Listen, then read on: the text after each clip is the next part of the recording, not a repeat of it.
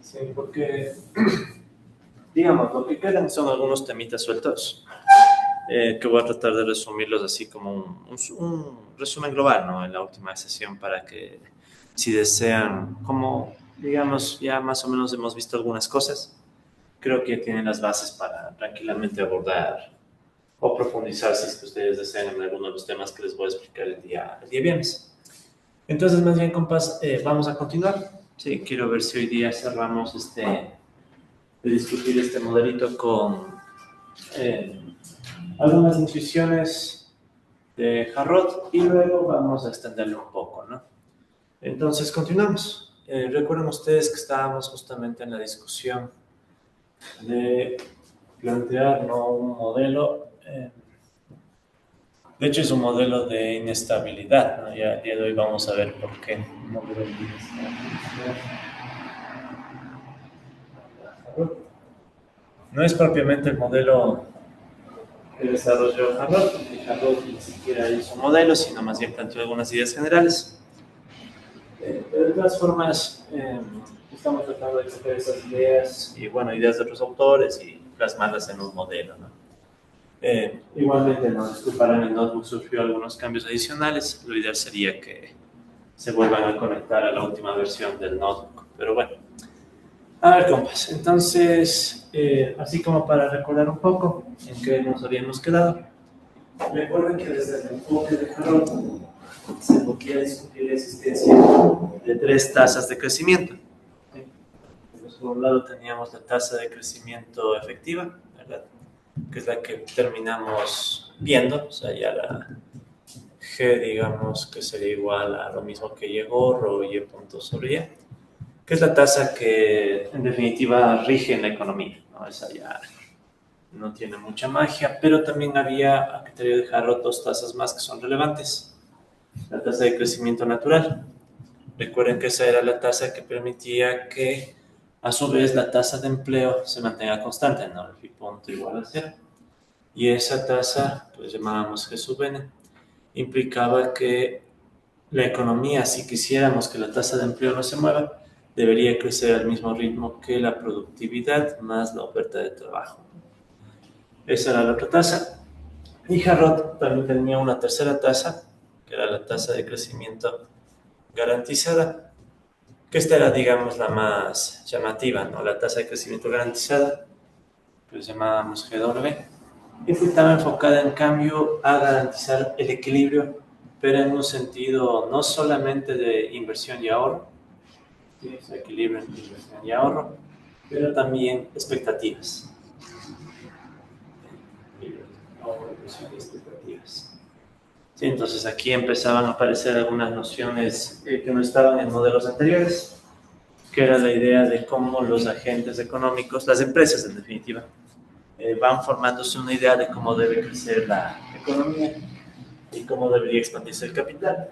¿Sí? Entonces de eso ya hablamos un poco y aquí estaban ya algunas deducciones, eso les voy a ir cargando. Sí, porque todo esto ya hicimos, ¿no? Entonces no vale la pena. Pero como que quiero recordar el mapa general, ¿no? Entonces ahí estaba la tasa natural, más arriba estaba la efectiva. Entonces, para la tasa garantizada, recuerden que tuvimos que plantear algunos supuestos, dado que estas dos, no se olviden, son hipotéticas, ¿no? La única efectiva es, bueno, la tasa efectiva, disculpen la redundancia. Ahí la tasa natural es una tasa hipotética, lo mismo que una tasa garantizada, ¿no? Ambas son tasas de tipo hipotético, pero que nos ayudan a entender mejor algunos problemas, como el primer problema de Harrod, que nosotros ya discutimos también ayer. Pero bueno, solo para recordar, ¿no? Como habíamos obtenido la tasa garantizada, habíamos asumido primeramente que, bueno, para mantenernos en el mismo contexto de una clase, de un mundo dividido en clases sociales, trabajadores y capitalistas, trabajadores que perciben un salario, capitalistas que en cambio reciben ganancias, y asumíamos que solamente los capitalistas ahorran. En la clase del viernes, ahí les explicaré un poco qué otros enfoques existen, puesto que también hay modelos que permiten asumir que los trabajadores igualmente ahorran, ¿no? Ya la vemos ahí, hay unos planteamientos de Kaldor, Pacinetti y otra gente, ¿no? Pero eso luego. Entonces asumimos lo de siempre y Eso permitía definir un poco tanto al ahorro y después a la inversión. La inversión que tenía que recoger tanto la expansión del capital como la depreciación. Eso también ya lo mencionamos. Y al asumir esta situación hipotética de ahorro igual a inversión, nosotros podíamos encontrar primero una tasa de crecimiento del capital y luego venía otro supuesto, ¿no? Asumíamos que existía una economía con tecnología de tipo Lentiev, en donde vamos a asumir que la relación entre el capital y el producto o el coeficiente técnico del capital se mantiene constante. ¿Sí? Entonces, este modelo va a asumir que no hay cambio tecnológico por el lado del capital, pero sí por el lado del trabajo. No recuerdo que había un cambio técnico a la Jarrot. Es decir, asumimos que la productividad va a crecer, en cambio, el coeficiente técnico del capital se va a quedar constante. Entonces, era un cambio técnico ahorrador de trabajo, ¿no? Es lo que asumíamos. De ahí salió una ecuación diferencial con respecto al uso de capacidad instalada. Y para esa ecuación diferencial, nosotros luego habíamos planteado... Eso venía de ser la log diferenciación, ¿no? O sea, teníamos la definición del coeficiente técnico del capital. Y del coeficiente técnico del capital hacíamos una log diferenciación para obtener esa ecuación, primero, en términos del uso de capacidad, ¿no? O sea, quedaba esa ecuación de ahí. Sin embargo, bueno, después reemplazábamos la tasa de crecimiento del capital con el supuesto de tecnología de Lentiev y llegábamos a esta ecuación. Esta ecuación es muy interesante.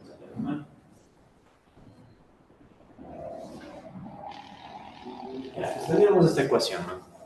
Esta ecuación que está acá, ¿de dónde venía, no? Venía, recuerden, de la definición del coeficiente técnico del capital, que era cuando el capital se utiliza versus cuando se produce. Y también aquí estaba incluido la idea de cómo crece el capital, ¿no? El K punto sobre K. Entonces el capital, recuerden que en esta economía crece debido al ahorro que hacen los capitalistas, ¿verdad? SC. 1 menos, no parece así, ¿ya? 1 menos sí por Y sobre K. Entonces ahí estaba metida tanto la idea para sacar esta tasa, ¿no? Sacamos a través de la igualdad entre ahorro e inversión. Y también aquí estaba metido el tema de tecnología Lentiev, ¿no? ¿Sí? Entonces, más o menos, esos eran los supuestos que estaban involucrados para llegar hasta ese punto, ¿no? Para llegar a esta ecuación. Entonces, esta ecuación de acá, primero repito, es la log diferenciación, asumiendo que el coeficiente técnico del capital se mantiene constante, o sea, ese no se mueve. Y a la vez asumiendo que el ahorro es igual a la inversión y eso permitía sacar la tasa de crecimiento del capital y también notando que aquí de paso la relación entre capital y producto volvía a estar vinculada al coeficiente técnico, ¿no? Pero bueno, eso es en definitiva, o sea, los supuestos eran ahorro igual a inversión y tecnología de tipo Lentiev. Ahora, si solo dejo esos supuestos, me queda esa ecuación diferencial. Y ahí venía el tema de las expectativas. ¿Sí? Entonces nosotros decíamos que en esta situación de tasa garantizada no solo me interesa que el ahorro y la inversión se estén igualando, sino también me interesa asumir que las empresas tienen unas expectativas que se cumplen a la perfección. Que obviamente es un caso hipotético, no es el caso real. Pero asumíamos eso, asumíamos que las expectativas se cumplen a la perfección, lo cual en nuestro caso concreto significaba que asumimos que el uso de capacidad no se va a mover. ¿Sí? El uso de capacidad no se va a mover, sino que iba a terminar siendo constante e igual a lo que las empresas esperan que a un nivel normal o esperado por las empresas, o igual, bueno. Asumimos por facilidad y no complicación del modelo, que es un nivel constante, ¿no? Entonces, ahí es donde realmente ya sacamos la tasa garantizada, que no vendría nada más que sacar la tasa que permite esta igualdad a cero, ¿no? Entonces, si la tasa garantizada terminaba siendo SC, U, pero no cualquier uno, sino el uso normal, por 1 menos I, dividido para sigma K, menos delta, ¿no? Entonces, esta sería la tasa que al mismo tiempo garantiza ahorro e inversión iguales y también garantiza que las expectativas de las empresas se están cumpliendo de forma perfecta y por tanto no necesitan mover el uso de capacidad instalada. Se quede fijo en un uso normal. Sí. De acuerdo, recuerden que la idea del uso de capacidad instalada era más o menos así, ¿no es cierto? Tengo aquí el tiempo y aquí tengo el uso de capacidad. Yo podría suponer que esto incluso tiene estacionalidad, ciclos, dependiendo, ¿no? Los usos de capacidad. Pero asumíamos que hay un nivel normal y es ese nivel normal al que estamos nosotros apuntando. Estamos asumiendo que las empresas justo le atinan y por tanto no necesitan estar cambiando ese nivel y sus expectativas de crecimiento se cumplen ahí. Toda la perfección. Entonces ahí teníamos esas tres tasas, ¿no? La efectiva, la natural, sí, la efectiva y la garantizada. Entonces una vez que nosotros teníamos eso, aparecía el, entre comillas, primer problema de Harrod. O sea, repito, Harrod no es que él usó esa terminología, pero autores posteriores ya dentro de la economía heterodoxa decidieron llamar de esta forma. Entonces, ¿cuál era el primer problema de Harrod? Básicamente que la igualdad entre todas estas tasas, la efectiva, la natural y la garantizada, en principio no hay un factor que justifique que sea igual. ¿Sí? O sea, si no le agregamos más elementos al modelo, no podríamos nosotros plantear que esas tres tasas deban necesariamente igualarse. Ahí venía nosotros lo que habíamos dicho en la clase de lunes, que si por ejemplo le preguntáramos sobre este tema solo, solo nos diría que el problema está en asumir coeficiente de capital, coeficiente técnico fijo, y más bien lo que habría que hacer es quitar ese supuesto, deshacernos de eso, y asumir que existe una función de producción, ¿no? Una función de producción, y que esa función de producción permite la sustitución capital-trabajo, y por tanto por ahí se lograría la igualdad. Eso por el lado de solo. En cambio, por el lado de Goodwin, lo que Goodwin nos diría es que la variable de ajuste sería la participación salarial a través del mecanismo que ya conocemos, ¿no? O sea, a través de un mecanismo en donde tenemos una... Entonces, el mecanismo distributivo a través del mercado laboral, ¿no? Ustedes ya se han de acordar, curva de Phillips de salario real y todo eso, ¿no? Pero el caso es que nos obliga, ¿no? O sea, esta primera situación nos obliga a plantear un elemento adicional que justifique la igualdad entre tasas. Caso contrario, no se van a igualar. Ese es el primer problema. Ya, entonces, de eso también ya hablamos un poco en la clase pasada. Sí, entonces ahí estaba la deducción de las tasas, el primer problema de Harrod.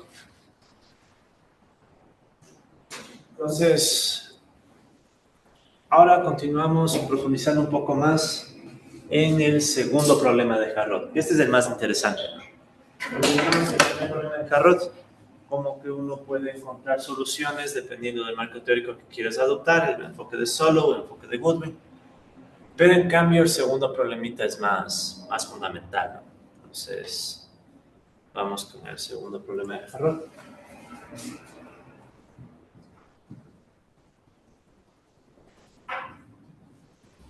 El segundo problema tiene que ver más bien con que esta tasa garantizada es inestable.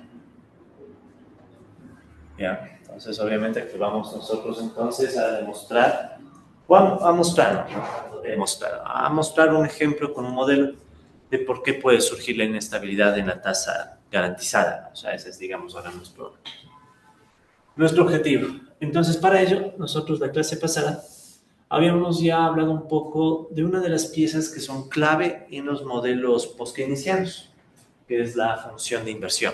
O sea, una función que me dice cómo se desenvuelve la inversión deseada de las empresas capitalistas. Entonces aquí aparece un concepto clave de entender que es la inversión deseada. Sí, o sea, aquí tenemos una inversión. No confundir con la inversión que vimos antes. La inversión que nosotros vimos antes era el crecimiento del capital y punto, ¿no? En cambio, cuando hablamos de inversión deseada, esto ya tiene mucho más que ver con las aspiraciones que tienen las empresas, que a su vez son aspiraciones que dependen incluso, como recordarán ustedes, de, por ejemplo, la capacidad de acceder al crédito. Aquí venía el tema del crédito y también lo que discutimos un poco sobre dinero endógeno. Ese hecho de que tal vez el sistema financiero y el propio Banco Central, si es que asumiéramos un Banco Central, tienen que crear el dinero necesario para responder a los requerimientos de crédito. Obviamente que en el mundo del crédito hay restricciones, el banco o los bancos privados pueden definir a quién se otorga o no se otorga el crédito, etcétera. De eso ya hablamos. Pero el punto es que entonces esta inversión deseada, ¿sí?, ya no tiene nada que ver con el ahorro. O sea, no interesa el ahorro. O sea, el ahorro como tal ya no es un punto referencial para decir cuánto se va a invertir, sino que la inversión deseada es autónoma. Sí, piensa en unas grandes empresas capitalistas que lo que quieren es, ok, quiero que mi economía se expanda, entonces voy a invertir más, entonces busco financiamiento, me apalanco, lo que sea, ¿ya? Y no estoy pensando tanto en el ahorro. Entonces, en definitiva, esto terminaba volviéndose una función, ¿sí?, inversión deseada. Para que la cosa nos funcione bien, o bueno, o sea, no sea tan complicada, le vamos a escribir inversión deseada sobre capital. Pues nos queda como una proporción del capital, ¿no? Entonces, inversión deseada sobre el capital. Si quieren, también podríamos interpretarlo así, ¿no? Esto es como quisiera que el capital se expanda, ¿verdad?, con respecto al capital inicial. Entonces, sería casi como una tasa de crecimiento del capital, ¿no? Sino que para no complicarle mucho más la simbología, no le voy a llamar K.D, sino que solo le voy a llamar ID. Entonces, es el nivel de crecimiento deseado del capital. Entonces, aquí viene un tema que es súper jodido y es que la forma de la función de inversión puede ir variando dependiendo de la corriente teórica que veamos. De hecho, la próxima clase, la del viernes, que por cierto reitero va a ser la última, no vamos a hacer ya más clases después, no vamos a hacer extras ni nada. Sí, más bien ahí les voy a dar ya unos puntos finales y todo. Ahí vamos a ver que existen varios enfoques de la función de inversión. Entonces, uno, dependiendo del enfoque, va a encontrar una función de inversión con unos elementos, otros elementos, y eso a veces es un problema, ¿no? Porque lo ideal sería tener una función clara, ¿no? O se podría buscar microfundamentos. Entonces, en nuestro caso, para no complicarnos mucho la vida, lo que hemos dicho es, bueno, vamos a asumir que el crecimiento de la inversión deseada va a ser igual al crecimiento esperado por las empresas, ¿verdad?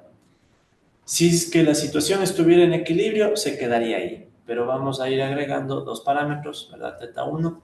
Ese primer parámetro recogió un efecto que decíamos que puede estar asociado a la demanda, es decir, en concreto, ¿no?, cuánto se desvía el uso de capacidad instalada versus el uso normal, asumiendo que si es que estamos en una economía donde se usa más capital de lo que las empresas consideran normal, eso va a generar una presión a que la inversión deseada se expanda. Es como un mensaje, ¿no? O sea, las empresas ven que están en un mundo donde se está requiriendo más uso de capacidades, entonces las empresas dicen, no, deseo invertir más para aprovechar esa demanda. Eso por un lado, pero por otro lado también hemos asumido que va a haber un efecto negativo asociado a cómo se desenvuelve la participación salarial. Entonces, si la participación salarial resulta mayor a la participación salarial que las empresas pueden considerar como normal, entonces en cambio ahí tenemos un problema de rentabilidad para las empresas que les desmotiva y vamos a suponer que eso en cambio lleva a la inversión deseada a la baja. Entonces tenemos esos dos efectos. ¿Sí? Si quieren el efecto que está acá, está bastante asociado a la demanda. ¿Sí? Y en cambio el otro está más asociado a la rentabilidad. Así, justamente así es como varios autores post-keynesianos le distinguen a los elementos de la función de inversión. Entonces hay varios autores post-keynesianos que debaten este tema, de eso vamos a hablar en la última clase.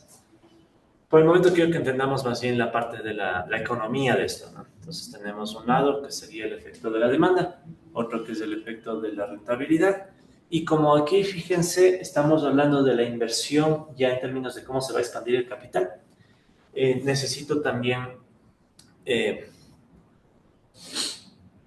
tomar en cuenta la depreciación, ¿sí? Entonces, aquí habría que hacer algo así, ¿verdad? Sería más o menos esto. Ahí estaría exacto, ¿sí? Porque es la inversión deseada. Entonces, como nosotros habíamos definido la inversión en términos brutos, la inversión no solo debe cubrir la expansión del capital, sino que también debe cubrir la reposición. Por eso es que al final le sumamos la tasa de depreciación. Entonces, de esta forma garantizamos que las empresas no solo están expandiendo el capital, ¿sí? Sino que también reponen el capital que se ha ido depreciando. Aquí una observación, ¿no? La depreciación está pensada más en términos físicos, no tanto en términos solo de valor. Es también una necesidad de reponer capital físico. Pues por eso le incluimos también a la tasa de depreciación. Entonces, esa sería la idea de la función de inversión que nosotros ya un poco mencionamos la clase pasada. Ahora, sobre esta función de inversión, aquí vale mencionar algo que nosotros ya metimos en algún modelo anterior, ¿sí? Pero de otra forma, ¿no? Entonces, aquí ya va a ser mucho más exacto, ¿no? Lo que vamos a mencionar. La idea de un efecto acelerador. ¿Sí? El efecto acelerador, del cual ya hablamos un poco en alguna clase pasada, esa más o menos apareció cuando le hicimos endógena a la tasa de ahorro capitalista. Ya cuando vuelvan a revisar los notebooks para la evaluación y todos se han de acordar mejor de esto. Pero en este contexto, el efecto acelerador es mucho más inmediato de interpretar. El efecto acelerador básicamente es un efecto según el cual cuando tenemos la expansión de la actividad económica, eso brinda incentivos para que las empresas capitalistas aumenten su inversión deseada.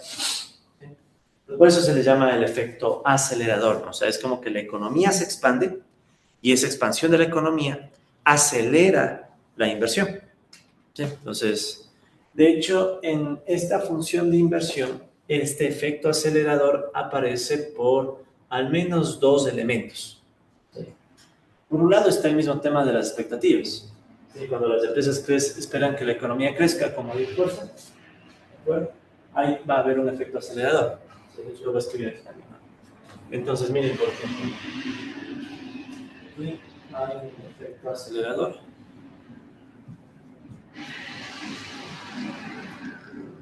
Macro, el acelerador a qué se refiere.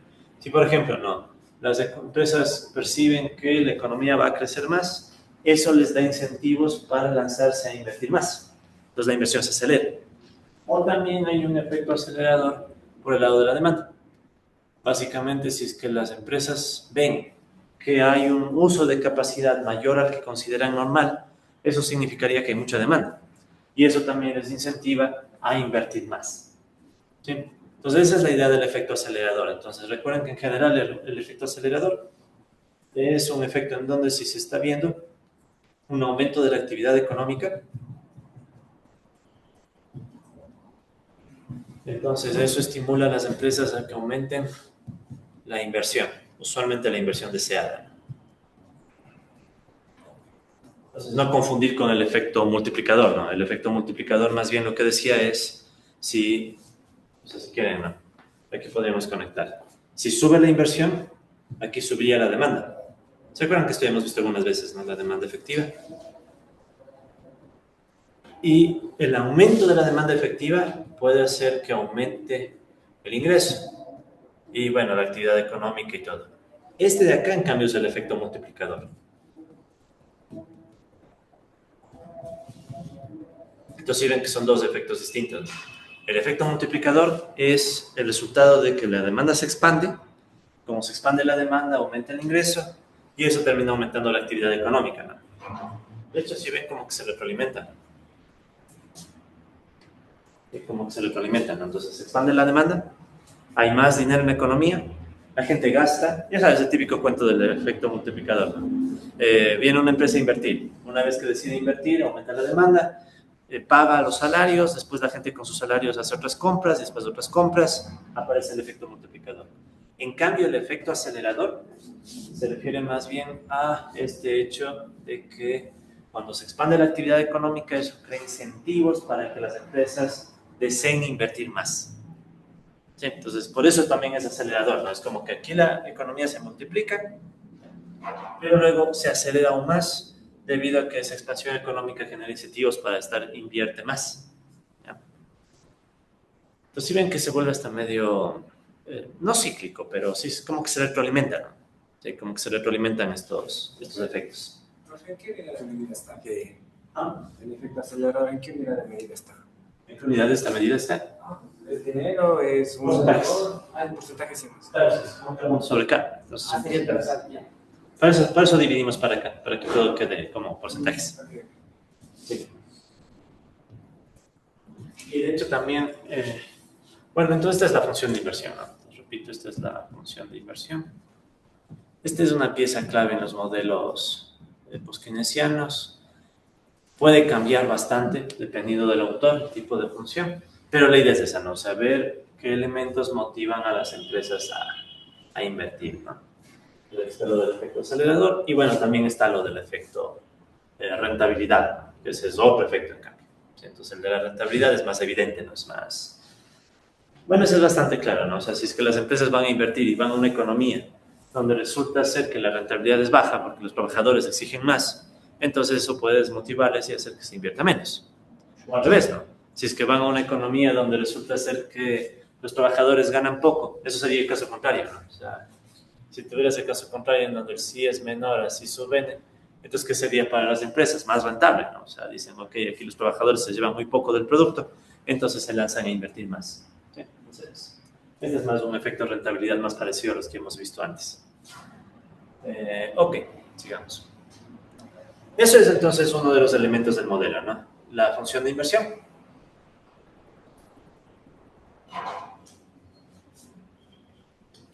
De hecho, volviendo a este esquemita que está acá, sí, voy a volver a escribir este esquema porque nos va a ayudar por lo que estoy viendo. Entonces repito una vez más, ¿no? Voy a volver a escribir este esquema, ¿no? Aumentando la actividad económica. Porque aquí está encerrada la lógica de todo, más que el modelo, ¿no? La intuición está acá. Sube la actividad económica, entonces habíamos dicho que se crea incentivos para aumentar la inversión deseada. Entonces repito una vez más, ahí está el efecto multiplicador. ¿Sí?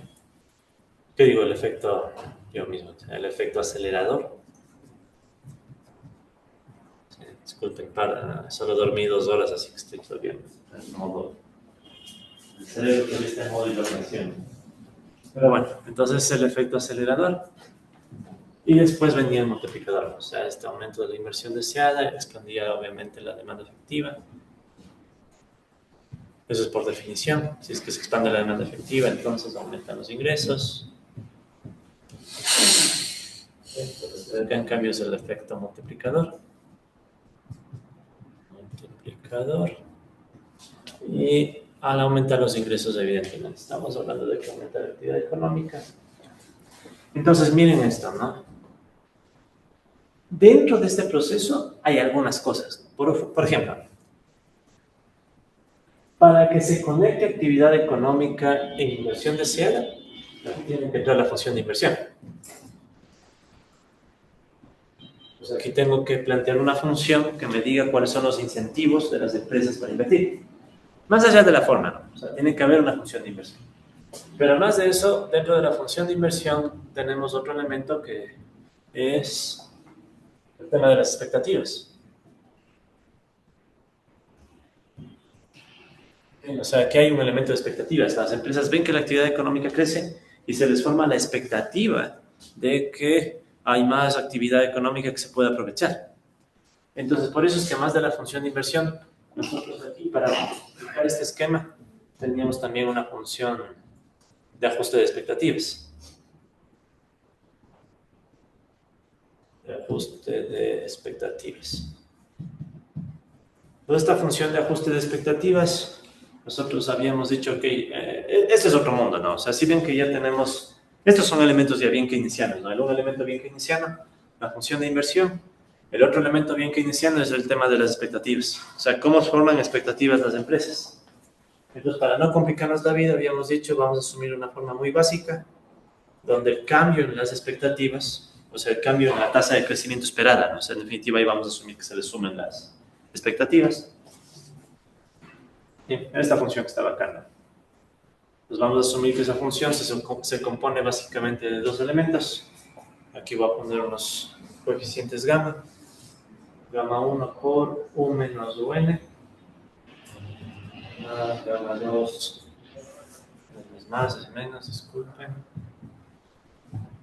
Menos gamma 2 y menos I sub n. Entonces aquí, para no complicarnos la vida, se ha decidido usar una función de ajuste de expectativas que empata mucho con la función de inversión, ¿no? O sea, son básicamente los mismos efectos o efectos parecidos. Un efecto asociado a la demanda y otro asociado a la rentabilidad. Entonces estamos asumiendo que si el uso de capacidad es mayor al uso normal, entonces las empresas ajustan sus expectativas al alza. Dicen, ok, como que aquí yo creo que va a haber más demanda, entonces como que espero que la economía crezca más, ¿no? Entonces recuerden que está asociado a un efecto si quieren demanda. Y en cambio este otro es el de la rentabilidad, ¿no? O sea, si los trabajadores tienen una participación mayor a la que las empresas consideran normal, entonces las expectativas de crecimiento en cambio caen. Sí, eso podríamos justificarlo pensando en que, ok, las empresas dicen, a ver, si esta economía paga muchos salarios, no voy a ser el único que se desmotive, seguramente todo el mundo se va a desmotivar y por tanto las expectativas de crecimiento van a ir hacia la baja. Sí, obviamente que repito, esto es desde un enfoque bien capitalista, ¿no? O sea, diciendo, ok, si estos manes... ojo, no, este sería el efecto rentabilidad. Por un instante veamos esto de forma econométrica, ¿no? Ese sería el efecto rentabilidad controlando la demanda. ¿Sí? O sea, básicamente aquí estamos diciendo, ¿qué pasa que sí sea mayor a 100, dejando de lado la demanda? Porque alguien podría decir, no, pues, pero si los trabajadores ganan más, se esperaría que aumente la demanda. ¿Dónde estaría el efecto de la demanda? En el uso de capacidades. Entonces, ese ya está considerado. Entonces, el efecto de rentabilidad más bien es, ¿qué pasa si sube la participación salarial controlando o dejando de lado el efecto de la demanda? Ejemplo, ¿no? ¿Qué tal que los trabajadores ganan el doble, pero demandan lo mismo? Pues evidentemente que ahí no juega, ¿no? O sea, el chiste es que, bueno, si es que van a ganar más, que sea para demandar más. Entonces es un poco la idea, ¿no? Aquí un poquito de cuidado, aquí ya no hay un efecto acelerador, ¿no? Porque estamos diciendo que la demanda está impulsando a las expectativas, cosa distinta a lo que pasaba acá, ¿no? Acá, en cambio, ¿qué sucedía? Aquí la demanda está empujando a la inversión, y lo mismo, las expectativas a la inversión. Pues el efecto acelerador está asociando actividad económica con inversión. En cambio, aquí lo que estoy haciendo es actividad económica, si quieren, con expectativas. Entonces, si quisieran complicar el modelo, si quisieran volverle más sofisticado, o sea, podrías asumir un tipo específico de formación de expectativas. Ejemplo, ¿se acordarán ustedes de las expectativas racionales? ¿Cuál era la idea de las expectativas racionales? Se dice es que eliges y que supuestamente siempre algo orden establecido. Son tres. No me acuerdo la parte técnica ahorita. Sí, complicarle mucho, ¿no? Es un ejemplo, ¿no? Podrían haber muchas expectativas. Las racionales, palabras más, palabras menos. En las expectativas racionales estamos asumiendo que las personas, los individuos, ¿sí? Los individuos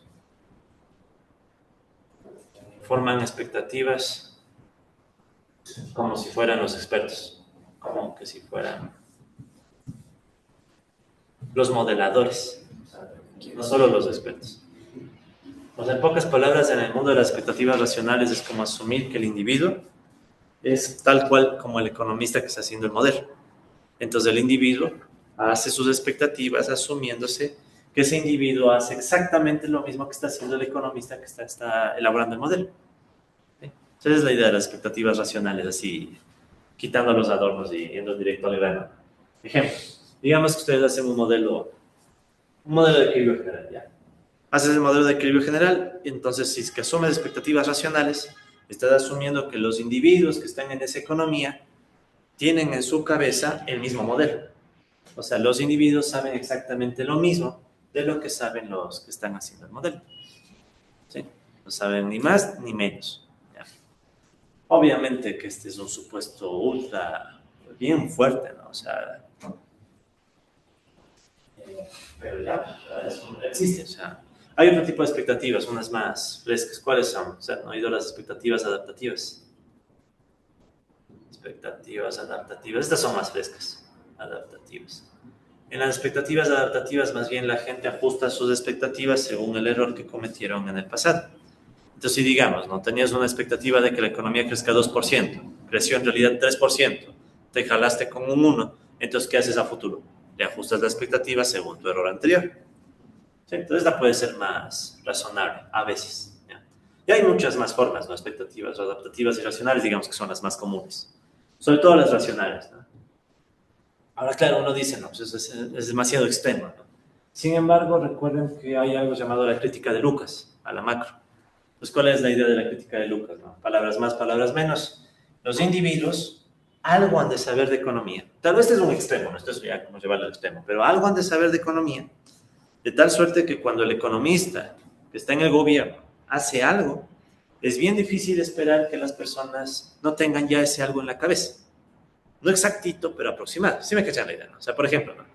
Si digamos que estuviéramos en una economía no dolarizada, una economía que crea dinero, que tiene su moneda propia, y escuchan que va a haber devaluación, la gente no escucha que va a haber devaluación, escucharon que el gobierno va a emitir dinero, etcétera. En su cabeza, ¿qué se va a hacer la idea? ¿Cuáles serían las expectativas de la gente? O sea, que probablemente la moneda va a perder poder de compra, que probablemente el gobierno va a tener pensado utilizar ese dinero para financiar el déficit, probablemente van a cobrarles impuestos más para poder cubrir el déficit a futuro, cosas así, ¿no? Va a caer en ese círculo vicioso. Exacto. Más inflación. Exactamente. Entonces, no es un modelo exacto, pero en la cabeza de la gente hay algo que hace que entonces, si el que está haciendo la política no lo toma en cuenta y asume que las ideas de la gente se quedan fijas, entonces estaría cometiendo un error. Esa sería la crítica de Lucas, ¿sí? Que le hace a varios modelos macro. Ejemplo, ¿no? A este mismo modelo. Si hubiera un gobierno y el gobierno asumiera que las expectativas de la gente se quedan así, con esta función, estaría omitiendo el hecho de que la gente tiene una idea de la economía y por tanto cuando el gobierno haga algo, probablemente la función cambie. Los parámetros. O sea, probablemente los parámetros de la función son sensibles a lo que decide el gobierno. Claro, llevado al extremo, las expectativas racionales están asumiendo que las personas saben todo de la economía, que tampoco es así, ¿no? Pero no le tomen literal, ¿no? O sea, jamás, compas, ningún modelo económico nunca le tomen literal, ¿no? O sea, siempre tómenle más bien como una intuición. Entonces, claro, si no te gustan, ya sabes lo de siempre, si no te gustan las expectativas racionales, ¿qué te respondería un economista de esa corriente? Chévere, no, cámbiale. En serio, literal te diría eso, o sea, es chévere, no te gusta, cámbiale. A ver, sugiere. Hoy en día, ¿qué se aporta respecto a esto a las expectativas? Porque es bastante interesante. O sea, ¿hay alguna corriente, alguien que esté investigando otra alternativa a lo que ya hay? O sea, sí hay algunas corrientes que están investigando. ¿Qué se ha encontrado hasta ahora? Lo que pasa es que son bien heterogéneas las expectativas. O sea, es lo que se ha encontrado, que es medio obvio, ¿no? O sea, diferentes grupos económicos van a tener diferentes formaciones de expectativas. Entonces, yo en eso, disculpen que haga cuña publicitaria a la gente de la casa, pero ahí sí les recomiendo full el libro del profe Buiso. Sí, porque él discute mucho ese tema de las expectativas racionales, una crítica, y él da alguna literatura por donde tratar de hacer algo distinto, ¿no? Sí, sí, él anda muy metido en ese tema también. A mí me interesa bastante también, sino que, verán, ¿cómo sería complicarle más al modelo? Sí me cachan el punto, ¿no? O sea, ¿cómo sería si quisieran unas expectativas más realistas? Eso implicaría que tal vez aquí debería microfundamentar y tal vez el microfundamento también sea un poco diferente, ¿no? Porque claro, la ventaja de las expectativas racionales es que todos saben todo de todos, ¿no? Pero en cambio en una expectativa más realista me tocaría poner asimetrías. La información sería una. ¿Perdón? Asimetrías de la información. Sería Asimetrías de la información, por ejemplo. O sea, las formaciones de expectativas dependen mucho de qué información tiene cada grupo.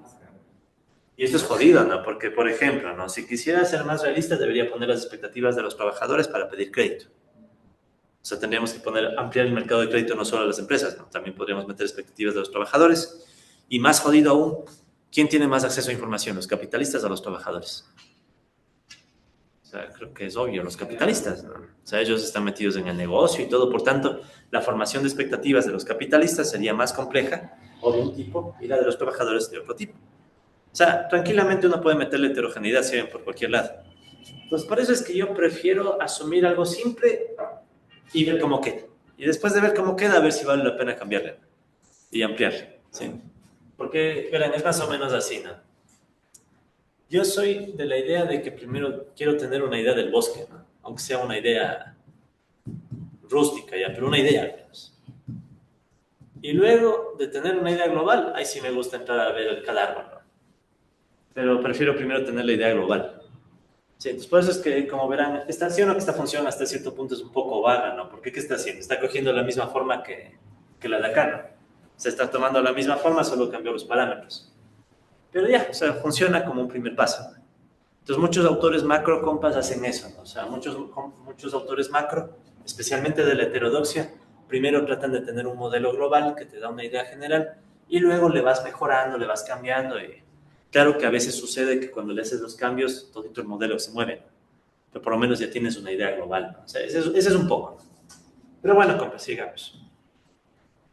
Sí, sí han oído esa frase, no te quedes viendo las ramas, sino el bosque, ¿no? O sea, yo creo que aplica hasta para la vida, ¿no? A veces uno preocupado por las pequeñeces de la vida y uno pierde el contexto. En fin, compas, sigamos. Entonces ya tenemos esas dos funciones. Tengo la función de inversión y la función de ajuste de expectativas. ¿Ya? Me está faltando otra función, ¿sí?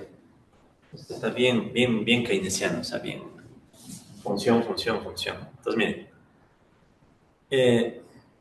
ya tengo como un poco justificado este bloque, ¿no? El bloque de actividad económica, inversión deseada. Entonces, tengo una función de inversión y tengo una función para las expectativas. ¿Qué bloque me falta justificar o construir una función que le junte? El del efecto multiplicador. Entonces, ahora vamos a plantear una función que recoge la idea básica del efecto multiplicador. Entonces, ahí planteamos algo que suelen a veces llamar una función de expansión del producto. Función de expansión del producto. O sea, va a ser una función que recoge un poco la idea de qué pasa con el efecto multiplicador. ¿Sí?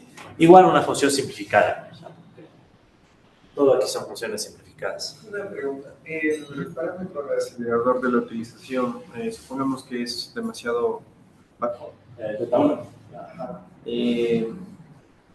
Podría no haber un incremento de, por ejemplo, la inversión deseada. Claro, o sea, si es que todo este bloque es muy bajo y en cambio el de rentabilidad es muy fuerte, ¿no? Entonces podría tranquilamente suceder que la inversión no crezca, sí, puede pasar. Sí. Pero claro, depende de más factores para saber, porque no solo depende de esto, depende del mismo uno. Entonces, pues ya vamos a llegar. O sea, cuando lleguemos al modelo, ahí vamos a ver qué tanto depende de los valores. Sí, ya mismo llegamos a eso. Entonces, vamos con la otra pieza keynesiana. Entonces, verán, la otra pieza keynesiana, como les decía, es una función de expansión del producto que trata de recoger la idea básica del efecto multiplicador, al menos la idea básica, ¿no? Entonces, ¿qué va a hacer esta otra función? Es la función de expansión del producto, ¿ya? Esta función de expansión del producto, más o menos la recogí de algunos... Bueno, todas estas funciones, por si acaso, están usadas en la literatura, no es que me he inventado, por si acaso, ¿no? Sí, por ejemplo, esta función de inversión, si ustedes van al notebook, van a ver que cada efecto está justificado con algunos autores. Sí, por ejemplo, Beckel y Setterfield hablan de meter la expectativa. Este otro señor Peter Flaschel, habla de meter el tema del acelerador como fondo de capacidades. El efecto de rentabilidad está planteado por otros autores que se llaman Maduro y Marlin. Un poco de ellos vamos a hablar al final, en la última clase, la del viernes. Entonces, todo está justificado también, no es que solo me estoy inventando y sacándome de la manga las funciones, ¿no? O bueno, un poco sí, pero justificando. Igual, esta ecuación de función de ajuste de expectativas es de Beckel y Setterfield, del capítulo 6. En el capítulo 6 hay algunos modelos harrodianos, o sea, a la Harrod. Entonces yo tomé la idea de esos modelos harrodianos. O sea, todo está justificado en pocas palabras, ¿no? En la literatura. O sea, no es que aquí nos inventamos. Entonces, en tal caso se están inventando estos autores, ¿no? Entonces, de esta función de expansión del producto, igual, es una idea básica que apareció en otros autores que se llaman Lombowsky y Kruger. Creo que está mal escrito Lombowsky, pero bueno, más o menos. Pero no me interesa mucho el autor, quiero entender la idea, ¿sí?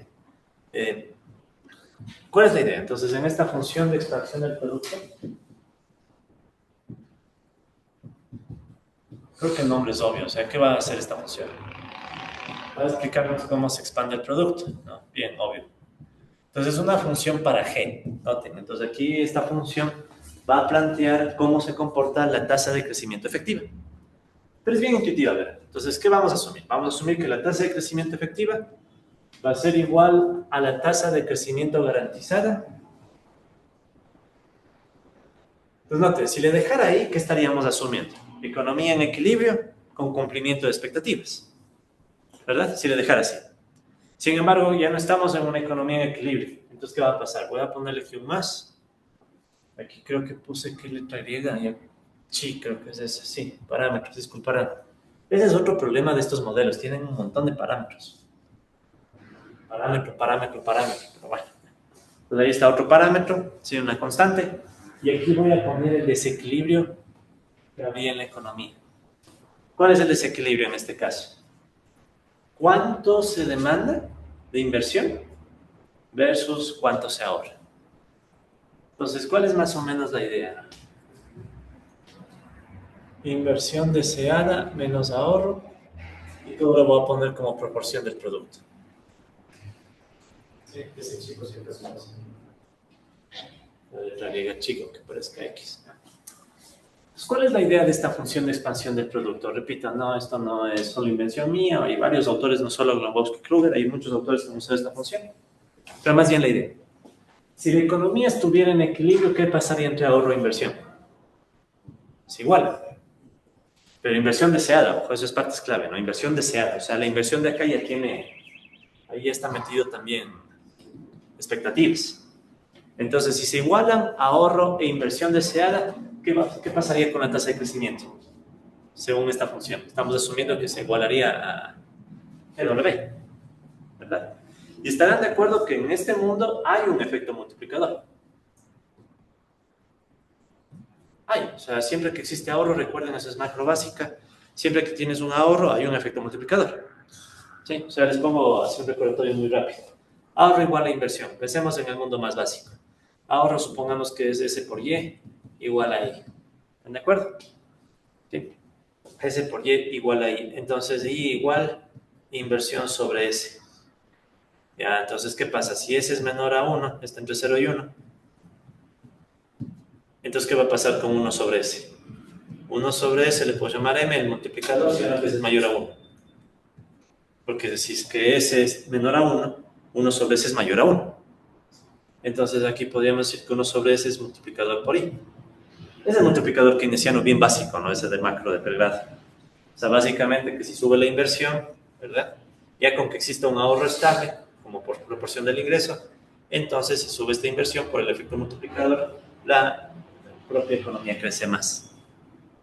Sí, es bien básico, ¿no? O sea, la tasa de ahorro le mandas a dividir, asumiendo una economía homogénea, todos ahorran lo mismo. Y como la S está entre 0 y 1, entonces 1 sobre S es mayor a 1. Entonces, por ejemplo, ¿no? Si S fuera 0,5, ¿cuánto sería el multiplicador? 1 sobre 0,5 sería 2. ¿Sí? Es la versión básica del multiplicador. Ahora, miren, el multiplicador existe en el equilibrio. ¿Sí? O sea, en el equilibrio existe el multiplicador. Entonces, ¿qué esperamos que suceda fuera del equilibrio? Ejemplo, ¿qué pasaría si es que la inversión deseada fuera mayor que el ahorro? ¿Qué esperamos que suceda con el efecto multiplicador? ¿Más grande o más pequeño? La inversión es más que el ahorro, hay más demanda. ¿Sí o no? La inversión es demanda. Si hay más demanda, ¿qué esperamos que suceda con el efecto multiplicador en ese caso? Si notan que ahí el efecto multiplicador se vuelve todavía más fuerte. Porque hay todavía más demanda. O sea, las empresas están muy motivadas a invertir, meten full plata, entonces ¿qué van a provocar? Más efecto multiplicador. Exacto, y como tienen crédito y todo, pueden acelerarle. Y por tanto, ¿qué va a pasar en este caso? O sea, si la inversión deseada es mayor al ahorro, ¿qué va a pasar entre estas tasas? Siguiendo esta ecuación. Todo este paréntesis se volvería mayor a 0, ¿verdad? Positivo. Entonces, ¿qué va a pasar entre G y GW? Que la tasa efectiva va a ser mayor a la garantizada. Entonces, si ven que es un mecanismo súper fácil para decir, si hay demasiada demanda, o sea, mucha inversión, ¿sí? Full demanda, demasiada demanda, entonces es como que aumenta el efecto multiplicador. Y como aumenta el efecto multiplicador, ¿qué va a pasar con la tasa de crecimiento efectiva? La tasa de crecimiento efectiva le supera a la de equilibrio, a la garantizada. ¿Sí? Es una regla bien simple, pero bien intuitiva, ¿no? ¿Qué pasaría del otro lado? Creo que es obvio, ¿no? O sea, ¿qué pasaría si más bien Las empresas se desmotivan y deciden invertir menos de lo que está disponible como ahorro. Si la inversión de SEADA es vuelta menor, ¿qué va a suceder con el negocio? El paréntesis se vuelve negativo, entonces la se vuelve a seguir regulada, ¿no? La tasa efectiva va a ser menor a la tasa garantizada. Entonces, una ecuación bien básica para ver cómo la economía se puede desviar del equilibrio dependiendo de cómo se mueve la inversión deseada y el ahorro. Bajo el supuesto de que la inversión deseada no depende del ahorro, sino que depende de que exista crédito y de la función de inversión y a la vez de las expectativas. ¿Sí? Es como va conectando todas las piezas, ¿no? Sería más o menos algo así, ¿no? O sea, si quieren podríamos pensar en un gráfico donde digamos que está el tiempo. Entonces esta como que sería la tasa garantizada, ¿no? Que no lo ven. Y en cambio la efectiva, ¿qué sucede? Habrá etapas donde la efectiva estará por encima, si es que hay mucha demanda. Habrá momentos en donde la G estará por debajo, si es que la demanda es muy baja respecto al ahorro. ¿Sí? Entonces hay momentos que está arriba, abajo. Ya. Una pregunta, cuando sucede esto, podría darse en un caso real donde haya un efecto rebote que sabemos así. Como un efecto rebote. ¿Cómo sería? Por ejemplo, lo de la pandemia, que no tuvimos nada de crecimiento y de la nada se explica un efecto rebote por lo de las expectativas. Asumiendo que no hay ninguna cosa rara con los datos del Banco Central. Ya. Asumiendo efectos rebotes en todo el mundo. Sí, sí, asumiendo que hubo la vacunación y de repente ya la gente pudo salir y ¡boom! Sí, sí, sí. Podríamos pensar que es eso, ¿no? O sea, por ejemplo, ¿no? Durante pandemia, ¿cuál sería el escenario más probable? Que las empresas hayan estado súper desmotivadas de invertir, ¿verdad? Y por tanto... Bueno, claro, o sea, es el mismo efecto acelerador, solo que al revés. Había también incertidumbre de cuándo salía la vacuna y cuándo iba a ser el programa de vacunación. Eran demasiadas cosas para... Incertidumbre. ¿Cómo le meteríamos incertidumbre acá? No, eso No, riesgo más. Sí. No, pero incertidumbre, ¿no? Esa sí era incertidumbre, la verdad. Porque no podías modelar, o sea, no sabías qué tanto se iba a tomar el gobierno, cuándo iba a salir la vacuna realmente. No íbamos a ver si la vacuna funciona. Todavía era demasiado pronto. Sí, entonces, por ejemplo, eso sería chévere, pensar cómo meterle a incertidumbre acá, ¿no? Pero bueno, el tema, compas, es que en ese ejemplo sería como quien hizo un efecto acelerador, pero a la inversa, ¿no? La actividad económica cae, por la actividad económica cae, la inversión deseada cae. Pues no bien estaría para esperar. Pero bueno, entonces sí se entiende la lógica de esta función, ¿no? O sea, es una función básica para mostrar que en momentos de alta demanda, ¿sí? O sea, en definitiva, el mensaje de esta función es que en momentos donde la demanda es muy alta, ¿sí? Demanda alta, es como que se expande el efecto multiplicador. Expansión del efecto multiplicador. Y como se expande el efecto multiplicador, por eso justificamos que la tasa de crecimiento es mayor a la que tendrías si es que estuvieras en equilibrio. Entonces, es una forma indirecta de analizarle al multiplicador. Si ven, o sea, en realidad no le sacamos al multiplicador. El multiplicador está implícito. Pero de todas maneras, es el que justifica que la tasa de crecimiento esté mayor o menor al equilibrio. Sí, más o menos por ahí va la lógica. Si ven cómo era vital hablar de crédito. Si no metíamos crédito, ¿cómo justificábamos que la inversión deseada sea mayor al ahorro? Entonces, ¿qué sería más chévere todavía? Si quisiéramos hacerle más realista, ¿qué más tendríamos que hacerle en el modelo? Meter el mercado de crédito, el mercado financiero. Y si quisiéramos más realismo todavía, Banco Central. Sí se puede, o sea, sí hay modelos con Banco Central. Yo mismo ando metido ahí en un modelo con Banco Central que ya me rechazaron en una revista y estoy mejorando. Listo, compas. Entonces, todo lo que les he dicho está también aquí en el notebook. ¿Sí? Ahora sí, empieza la parte divertida. A ver, ¿qué nomás hay que despejar? ¿Qué nomás hay que sacar? ¿Qué nomás hay que juntar con qué? A ver, pongamos de números, ¿ya? La función de inversión, ¿qué número era? Disculpen, me olvidé de sacar el archivo de números, ¿no? De ecuaciones. A ver, la función de inversión creo que es la 16, ¿no? Sí, la 16. Entonces la 16 es la función de inversión. Imagino que la de expansión debe ser, la de expectativas es la 17. Sí. Y la de expansión del producto es la 18. Ya. Entonces noten qué sería lo primero que hay que hacer. Yo tengo aquí la inversión deseada. ¿De dónde me saco la inversión deseada? La inversión deseada está en la ecuación, ¿qué dije? La 16, ¿no? Entonces, ¿qué tocaría hacer? Sustituir la 16, ¿verdad? En la 18, ¿verdad? Entonces, si yo sustituyo, podemos ponerlo así. No va a ser la sustitución, solo podemos leer, ¿no? Entonces, sustituyo la inversión deseada de la ecuación 16. ¿Qué más? De una vez. ¿Qué más puedo sustituir? Noten que está aquí el ahorro. Pero si o no que yo tenía ya la ecuación de ahorro. Estaba más arriba, no sé en qué número estaba. Esa fue cuando sacamos la tasa garantizada. Arriba, más arriba. Aquí está, ya. Ahí está, la ecuación 8, ¿no? Entonces recuerden que... Se lo voy a escribir por acá, así que... Entonces recuerden que teníamos ya una ecuación que me decía que el ahorro agregado era cuánto ahorran los capitalistas de sus ganancias, ¿no? 1 menos I por Y. Esta es la ecuación 8, dije. Sí, la 8. Sí, la 8, ¿no? Ya. Entonces, ¿qué más tocaría hacer? Sustituyo la inversión deseada de la 16. Sustituyo la... Solo explico esta porque quiero que vean que no más entra en juego, ¿no? Sustituyo el ahorro de la ecuación 18, ya, de la ecuación 8. También, profe. ¿Qué más? GW, ¿verdad? ¿De cuál era? Incluido el equívoco. La 12 también puede. La GW es la efectiva, ¿no? ¿Qué digo? La garantizada, ¿no? Sí, La 15. ¿Ya? Entonces, si ven cómo ya empieza a juntarse todo, ¿no? Sustituyo GW de... Ya me acabo de olvidar cuál era. No, 15. Me va a dar Alzheimer. Bueno, pues esta creo que sea ya la última mala noche. Que van a ver lo que sale, pues que me da mal a mí. Pero sí vale la pena. Ya, la GW, ¿qué más faltaría reemplazar? ¿Qué más falta? Entonces ya tengo la GW también.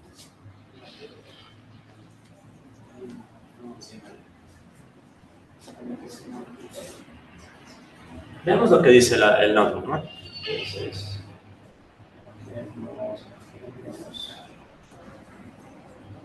ya. Entonces ya tenemos 8, 12, 15. Tenemos 8, 12, 15. 8, 12. Me falta la 12. ¿Cuál es la 12? La Coeficiente técnico del capital. coeficiente técnico de Sustituyo. Recuerden que la 2, ¿la qué? ¿Qué dije? ¿Qué número? 12. 12. Algunos andamos mal dormidos. Me perdieron la lente, por eso no voy muy bien. No se preocupe. ¿Cuál es? Coeficiente técnico del capital es. Sigma K igual UK sobre Y. Sí, ¿verdad? podemos despejar. Entonces, miren, de ahí despejo Y. Sí, y sería. Exacto. Sustituyo Y de la ecuación 12. Ya. Y ahí estaría. 8, 12, 15, 16. 8, 12, 15, 16 y todo se va a 18. ¿No? Quiero pasar acá. Entonces, todito esto en 18. 18 era la función de expansión del producto, ¿no? 18, ya. Entonces, el resultado que va a darme como resultado esta ecuación, que obviamente ya ni para qué hacerle.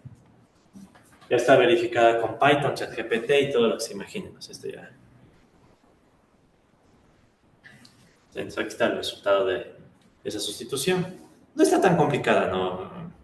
¿Se acuerdan del modelo sectorial que hicimos? Ese sí está. Esas ecuaciones ya eran bravas, ¿no? Pero tampoco está tan simple. O sea, ya, miren, estos modelos ya no se hacen a mano. O sea, se entenderá que estos modelos se hacen en un software, en un computador, Python, lo que sea, inteligencia artificial. Sí, o sea, ya a mano no tiene sentido. Pero lo importante, miren, esta es una ecuación que me dice cómo crece la economía, ¿verdad? Y qué supuestos nomás están aquí. Eso me interesa más. La función de inversión, ¿verdad? Los supuestos de la función de inversión. De hecho, ahí está el teta 1, el teta 2 y las expectativas. ¿Qué más tengo? Tengo el ahorro. El ahorro, si ven, aquí está la tasa de ahorro capitalista. ¿Sí? ¿Qué más tengo por ahí? La tasa de crecimiento garantizada, que está implícita por acá más o menos.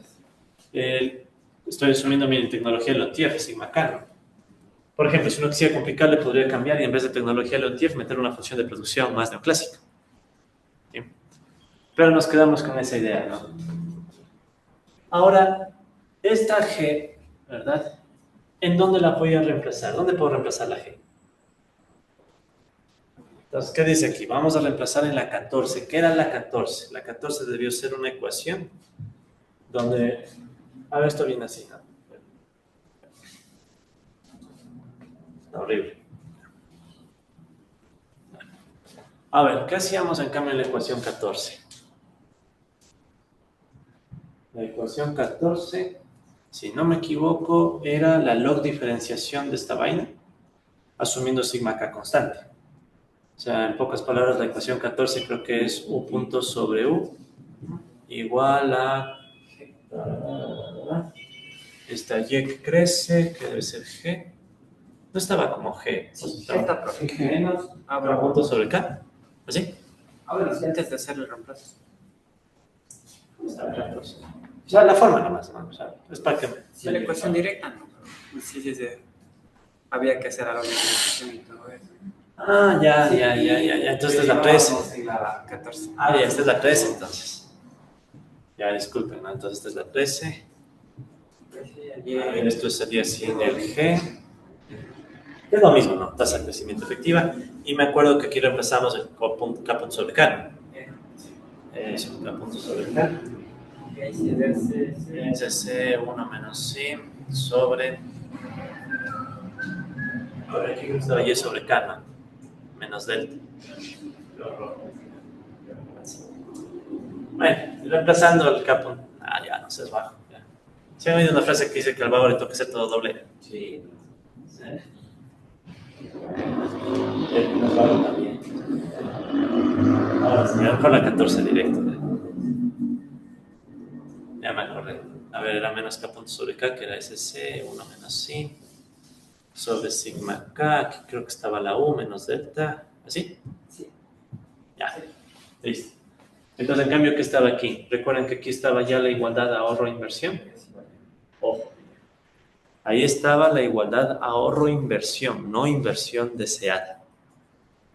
¿Sí cachan la diferencia? No, la inversión deseada no necesariamente se va a volver capital instalado. ¿Sí? ¿De acuerdo? Entonces, noten, aquí estaba la idea de ahorro-inversión y además, si se acuerdan, sí o no que en G está el desequilibrio. Sí, porque la función G es la función de expansión del producto. Y la función G tiene el desequilibrio. Entonces, claro, este bloque está asumiendo ahorro igual a inversión, pero no la inversión deseada. En cambio, la G implícitamente tiene el desequilibrio debido a que la inversión deseada no tiene por qué coincidir con el ahorro. Entonces, si ven, ahí está el elemento keynesiano. Post-keynesiano incluso. O sea, el hecho de que hay una demanda que tiene su autonomía y no está atada a que existan los ahorros respectivos. Ok, entonces esta G, ¿verdad? Había que reemplazarla acá. Si la reemplazo, ¿qué obtenemos? Sí, entonces... Vamos abajo por eso. Me queda una ecuación diferencial con qué variable. Entonces, bien, ahí está la G. Reemplazo la G y me queda una ecuación diferencial para la U, para el uso de capacidad instalada.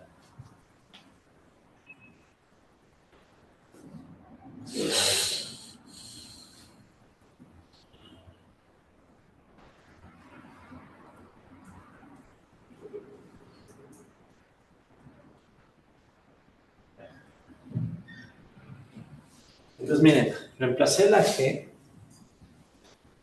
en esta ecuación que tenía al uso de capacidad instalada como variable, el estado, y después despejamos el punto, y ya tengo una ecuación diferencial. O sea, tengo una ecuación diferencial. ¿De qué depende esa ecuación diferencial? ¿Cuáles son las variables? Obviamente la U, ¿verdad? La U. La U.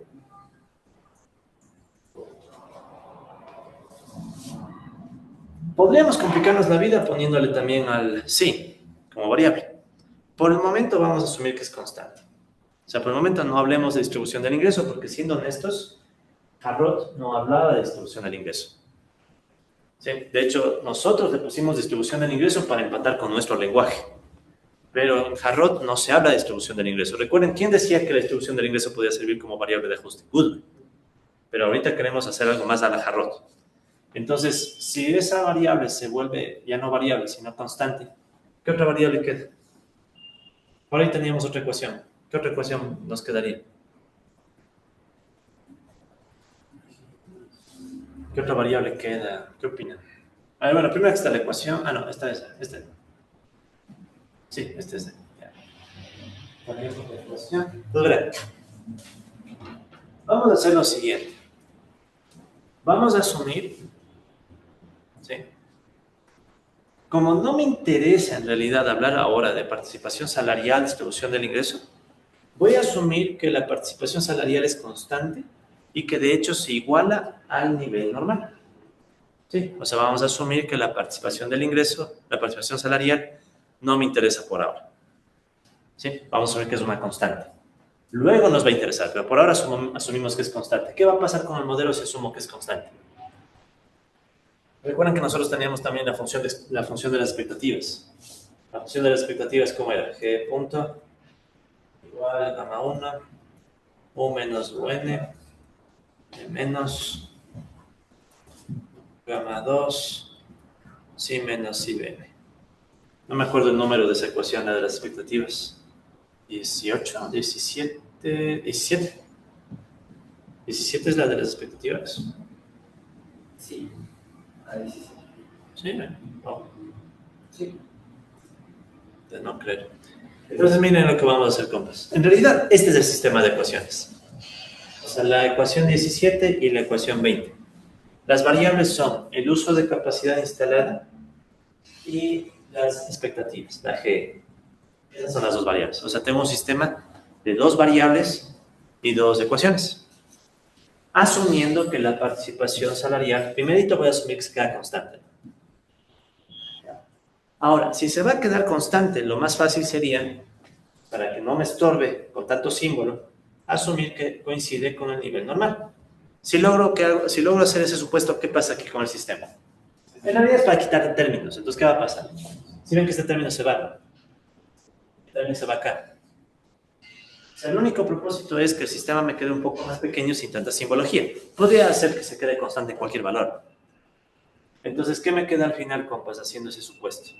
Me queda un sistema con dos ecuaciones diferenciales un poco más compacto y en donde queda más claro que las variables son la tasa de crecimiento esperada y el uso de capacidades.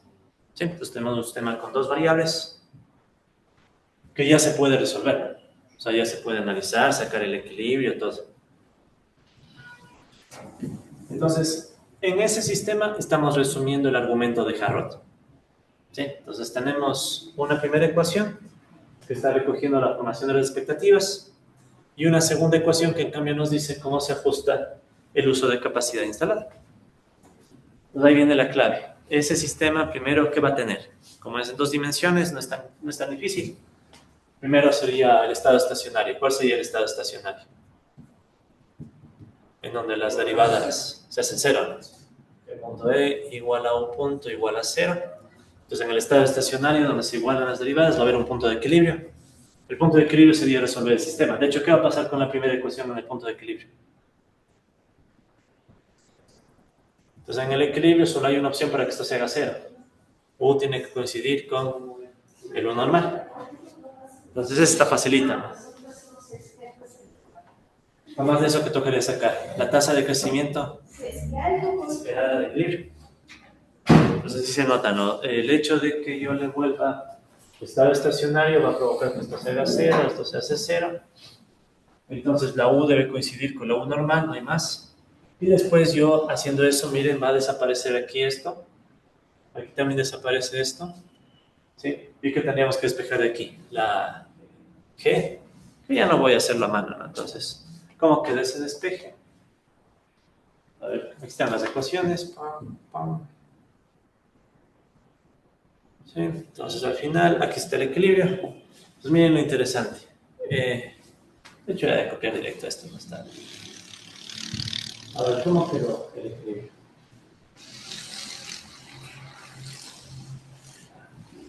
¿Qué pasó con la GE? ¿A qué terminó siendo igual?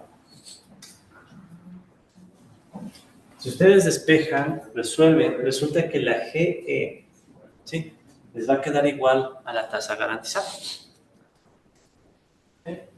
Y a la vez, si se han de acordar, ¿eso qué significa? Como estoy en equilibrio, ¿verdad? Como estoy en equilibrio, la GE, o sea, la esperada en el equilibrio, está coincidiéndome con la tasa garantizada. ¿Y con quién más me va a coincidir?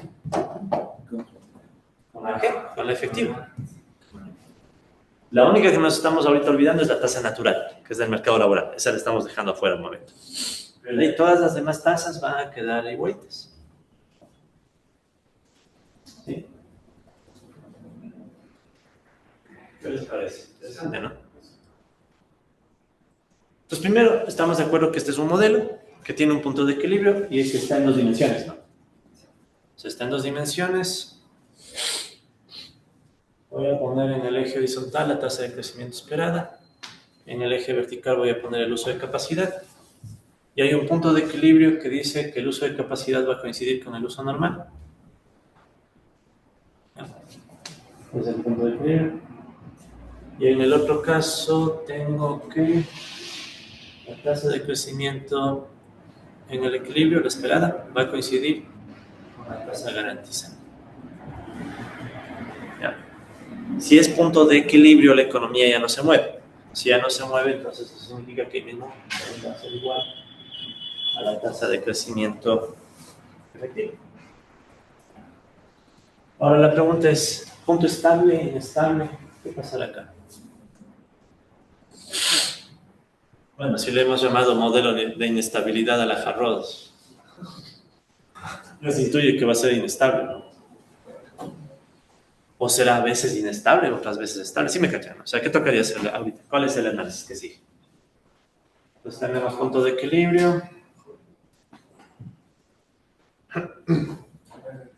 Lo que sigue es sacar la matriz jacobiana.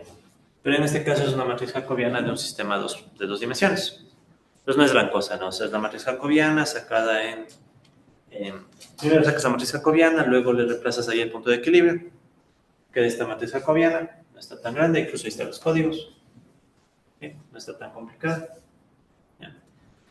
Solo con verle, ¿cuánto es el determinante de esta matriz?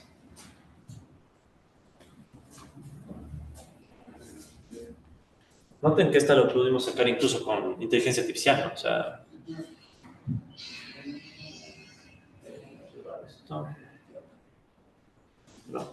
ya. Entonces recuerden, ¿no? La matriz jacobiana trata de decirme cómo se comporta el modelo, la dinámica, cerca del punto de equilibrio. Entonces, cuando tienes un modelo en dos dimensiones, lo mejor es siempre empezar por el determinante. ¿Cuánto es el determinante de esta matriz? Es una 2 por 2. Entonces podemos hacer el cruce, ¿se acuerdan? 0 por algo, 0. Menos este por este, ¿qué me da? Menos sigma k. Sigma 1. Todos los parámetros son positivos, ¿no? Pero entonces de inmediato, ¿qué tenemos? ¿Que este determinante qué es?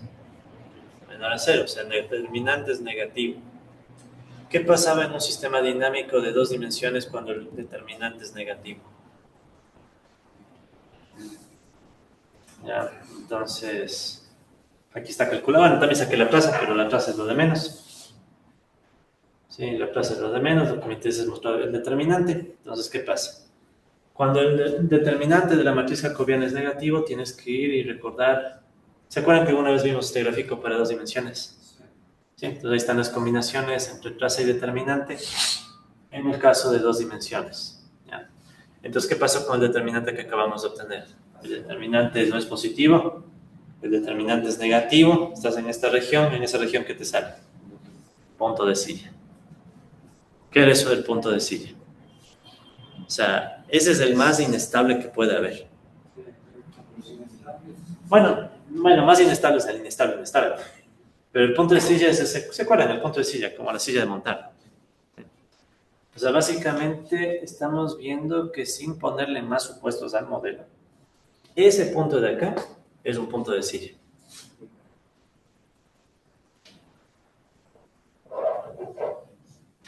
Okay. O sea, no es estable. Okay. Entonces, miren, este esquemita que estábamos haciendo antes, que la actividad económica aumenta la inversión deseada, sube la demanda, por efecto multiplicador sobre los ingresos, se retroalimenta. En realidad es es una dinámica que se retroalimenta, pero de forma inestable. ¿Sí? Y de hecho, ¿cómo se ve este punto de silla? ¿Cómo podemos visualizarle? Lo más fácil es aquí sí ya simulaciones con números, ¿no? Entonces aquí tomé unos numeritos. Esta vez sí los números son más al azar. Le pedí a ChatGPT que me dé unos números chéveres para que se vea bien la gráfica. Lo ideal fuera estimar con econometría o algo, pero ya.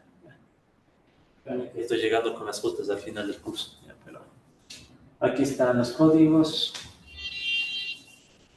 Sí, créanme que para este curso me ha tocado literal inventarme modelos, porque este modelo que yo sepa no hay todavía. O sea, hay parecidos, ¿no? Bueno, lo importante, ahí está el punto de silla. ¿Cómo se interpreta este punto de silla?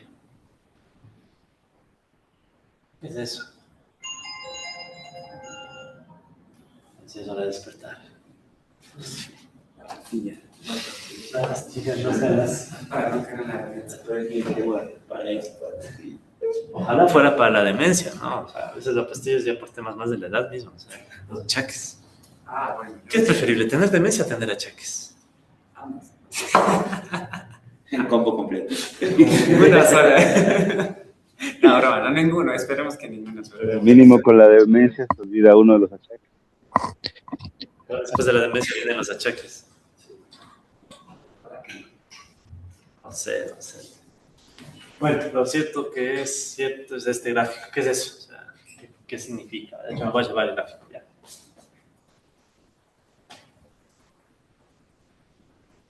Este es un punto de silla, pero ya aplicado a la economía. No sé, ¿se acuerdan de algún modelo económico que utilice punto de silla?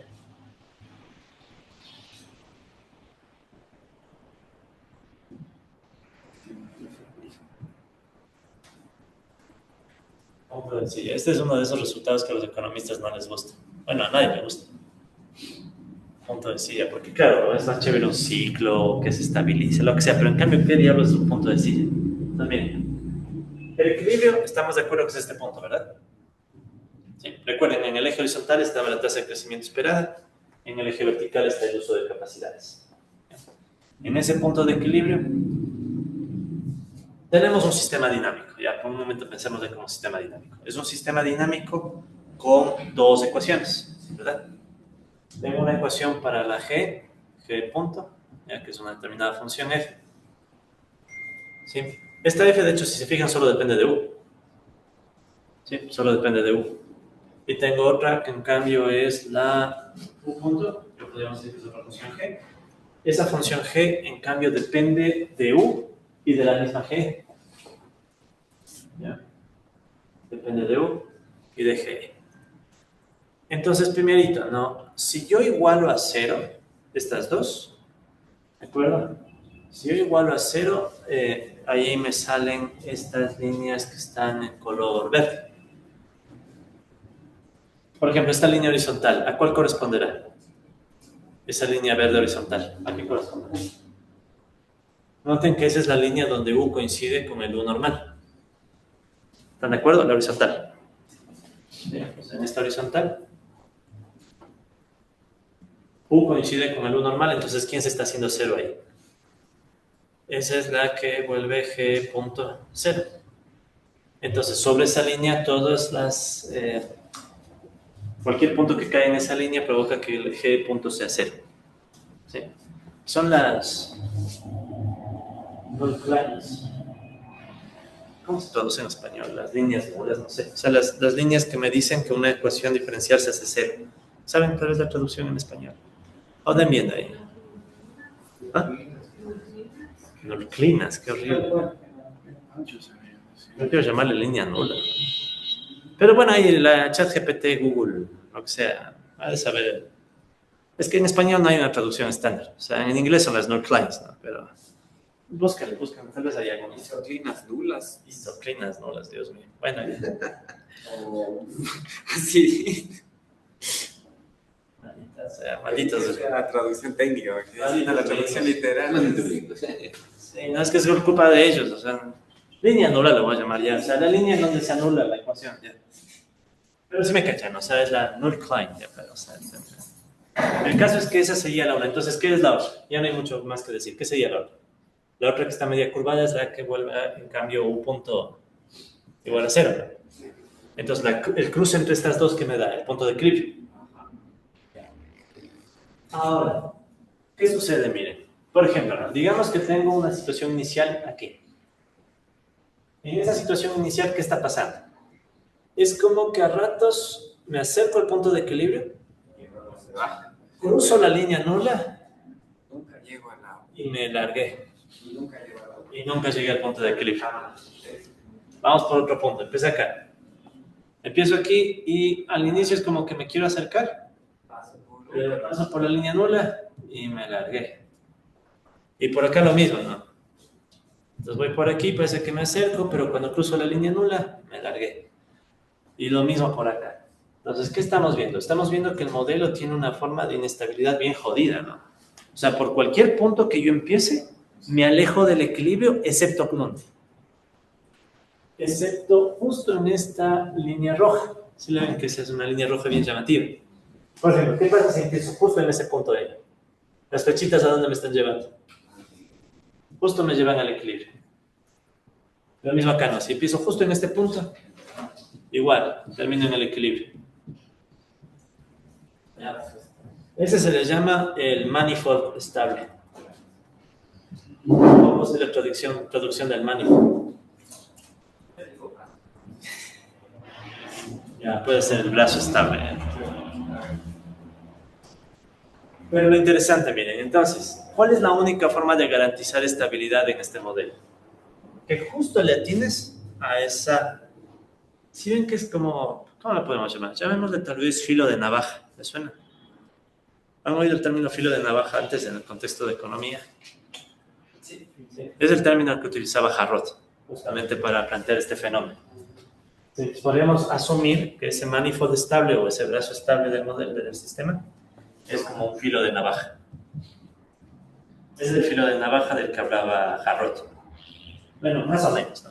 Entonces, ¿qué decía Harrod? Hay una región dentro de la cual podemos mantener el crecimiento estable, pero apenas nos salimos de ahí y nos vamos de una a cualquiera de los dos lados. ¿Sí? ¿De acuerdo? Entonces, por ejemplo, ¿no? Si estoy un poquito por encima del filo de navaja, ¿qué sucede? Por aquí, por ejemplo. Si notan que aquí las dos, expectativas y uso de capacidades, crecen, ¿no? En cambio, ¿qué pasa si estoy un poquito más abajo? Terminan ambas cayendo. ¿Sí?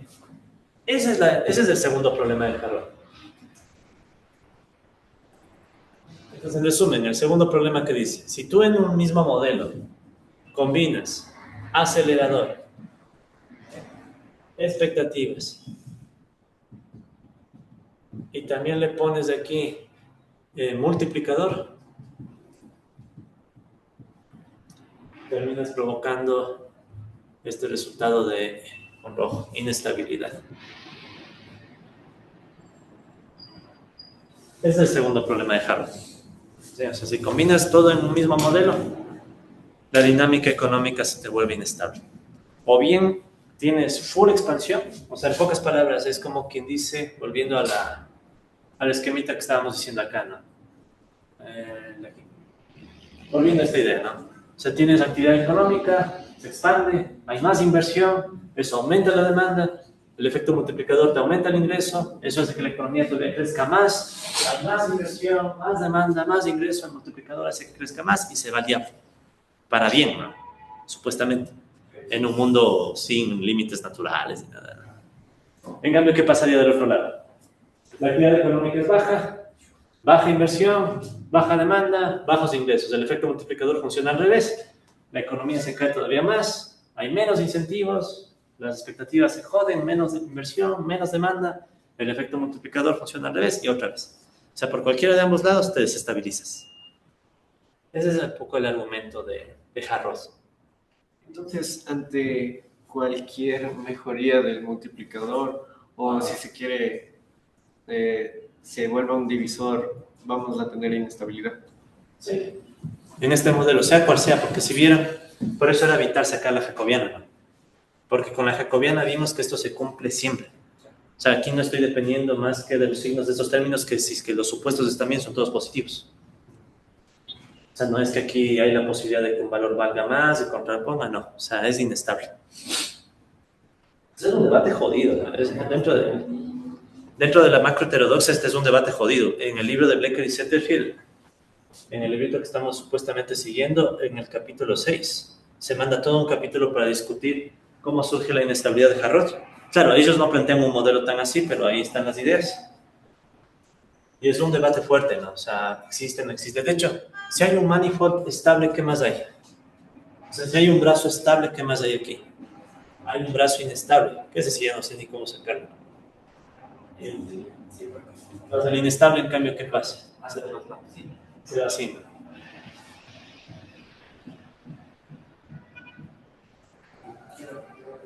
No me gusta la forma de esa vaina, pero bueno, me recuerda otra cosa. Entonces, este sería el estable, ¿verdad? El filo de navaja. Este sería, digamos, entre comillas, el filo de navaja. ¿Es el filo de navaja y lo mismo concepto de navaja de Ockham o no tiene nada que ver? No, ese es otro concepto. Sí, si no, este más es el término que usó Harrod para referirse a que hay una trayectoria, pero solo una de estabilidad. Pero caer justo ahí es imposible prácticamente. Sí, es prácticamente imposible y uno está condenado a la inestabilidad. Entonces ahí está, ¿no? O sea, está el brazo estable, que es el filo de navaja, está el inestable. Entonces si yo parto de un punto, el brazo estable como que al inicio me acerca al equilibrio, pero después el inestable me aleja. O sea, aquí estoy, el estable como que me acerca, pero después el inestable me aleja, y así, ¿no? Justo lo que hicimos en el gráfico, ¿no?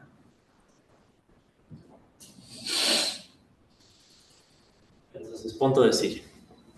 Aquí como un paréntesis, otro modelo económico que tiene punto de silla es el modelo de Ramsey. Si alguna vez tienen oportunidad de verlo, no lo han visto, sería chévere porque ahí también hay un punto de silla. Y a veces no es que eso le dañe al modelo, sino que hay que interpretarlo. Sí, o sea, es lo mismo acá. No es que el modelo está mal, sino que se interpreta. Ok, entonces sí está más o menos entendible. Sí, el segundo problema es más fuerte, ¿no?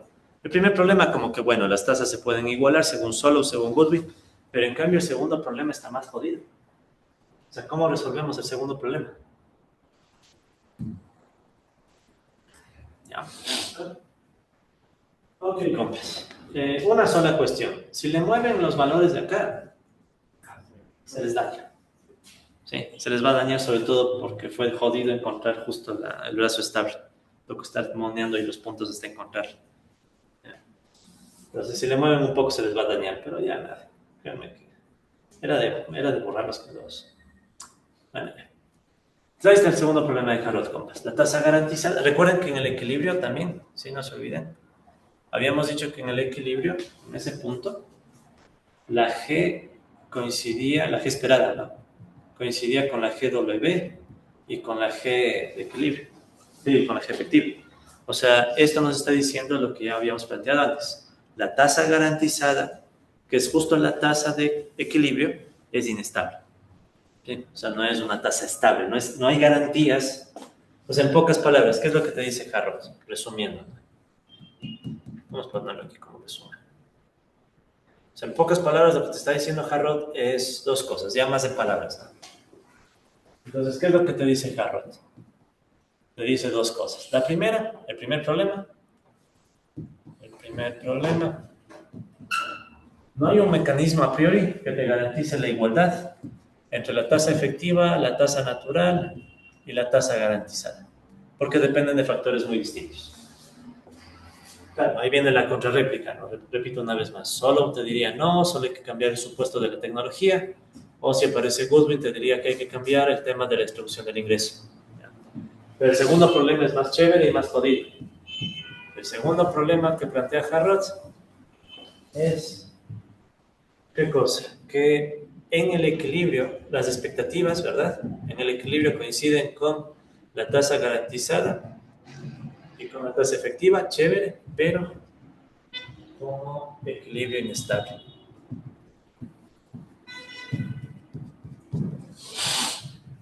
Ahí se va a entender mejor algo. ¿Cómo respondería Solow? Entonces, Solow lo que hace es, ¿qué cosa? ¿Se acuerdan que en Solow había inestabilidad o estabilidad? En Solow había estabilidad. ¿Cuándo? Entonces, ¿cuándo había estabilidad en Solow? Solow te daba estabilidad si asumías... ¿Se han de acordar de este gráfico?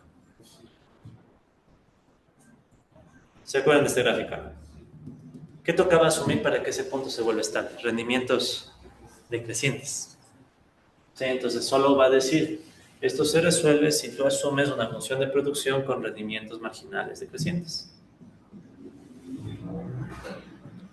¿Qué pasaba si le quitábamos el supuesto de rendimientos marginales decrecientes? ¿Se acuerdan que ahí aparecía el modelo de crecimiento endógeno? En la K. Entonces, ¿qué pasaba? Se volvía inestable. Era la inestabilidad asociada a lo que decía Harrod. De hecho, Solow, en su artículo, da una sección en la que discute lo que plantea Harrod. Y ahí dice, el caso que discute Harrod es cuando se quita los rendimientos marginales decrecientes. ¿Sí? Es bien interesante. O sea, en realidad Solow ya tenía en mente el tema de Harrod. Claro, repito, Harrod no tenía modelo, ¿no? O sea, realmente Solow es el que hizo un modelo para responderle a Harrod. Harrod dejó solo ideas. Ahora pregunta, ¿cómo responderíamos desde el modelo de Goodwin?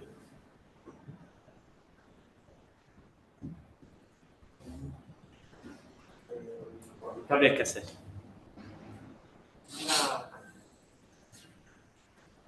Cambio tecnológico, con tecnología LUNTIER. Más que, bueno, sí, o sea, Goodwin se va... Si recuerden que solo se va de esto, ¿no? O sea, Goodwin acepta tecnología LUNTIER, sigma K. Más bien, ¿quién se ajusta? De nuevo, ¿no? Exacto, la parte. La distribución, la participación salarial. Y aquí se acuerdan que en cambio Goodwin decía, no, hay ciclos. O sea, es inestable, o sea, no es estable en el sentido de que me quedo en el punto, pero hay ciclos. Pero está Alrededor de un equilibrio que, bueno, puede ser inestable, pero bueno, el caso ahí. Entonces, ¿qué creen que vamos a hacer ahora, compas? Nos quedan sí, vamos a avanzar. ¿Qué creen que vamos a hacer? Solo ya lo estudiamos. ¿Ya? ¿Qué vamos a hacer? Lo que vamos a hacer ahora es combinar el modelo que sacamos de Harrod, que estaba en 2 dimensiones, y le vamos a combinar con el modelo de Goodwin, que son otras 2 dimensiones. Total, ¿qué nos va a quedar? Otra vez un modelo en 4 dimensiones. Así que tocó ponerse en 4 dimensiones. ¿Cómo resolvemos eso? Bueno, ahí están algunas observaciones, ustedes las pueden leer. Ah, por cierto, ¿no? Antes de pasar a lo que sigue, ¿no? Verán, lo que les he mostrado es un ejemplo del modelo de Harrod, pero no es el único, ¿no? Si ustedes se van a la literatura, hay muchos intentos. El primero, de hecho, lo planteó el mismo Domar. Sí, hay el modelo Harrod-Domar. Pues Domar ya planteó algunas ideas, ¿sí?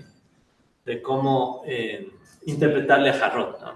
Es un artículo clásico en econométrica de Domar, CFC Domar, en donde ya te da más formulación matemática, ¿no? De hecho, a partir del modelo de Harrod y Domar es que sale el modelo Harrod-Domar, ¿sí? Que es el modelo que usualmente se estudia en teoría del crecimiento más ortodoxa. Pues ahí les dejo ese artículo de Domar, si bien él ya intenta formalizar más, ¿no? Los conceptos. Ya como que trata de hacer un modelo más formal. Entonces, y también hay otros autores, ¿sí? Por ejemplo, un señor llamado Rose y Jorgensen, y otros, que han hecho cosas parecidas, ¿no? Tratando de reinterpretarle a Harrod. Muchos de estos modelitos, lo que se han dado cuenta es que, por ejemplo, ¿no? El resultado de la inestabilidad, que acabamos de obtener, depende mucho de la forma de la función de inversión. De hecho, de las 3 funciones, ¿no? Porque si se fijan, por ejemplo, veamos la función de inversión, ¿no? Yo podría inventarme algún elemento adicional buscando que se vuelva estable. O sea, el problema es que la función de inversión es muy ad hoc. O sea, la función de inversión es una cosa muy de... Asumamos de esta forma. Entonces nadie quita la posibilidad de que si le cambias la forma, el resultado cambie y ya no te quede punto de sí. Sí, eso han discutido algunos autores. Entonces ahí tienen un poco la bibliografía por si quieren leer. Porque esa función de inversión es lineal, ¿no es cierto? Es lineal, es lineal. Alguien podría decir, pero se supone que si estamos en una economía que crece más, probablemente las empresas tengan cierto recelo de invertir con más fuerza, porque pueden surgir proyectos más especulativos.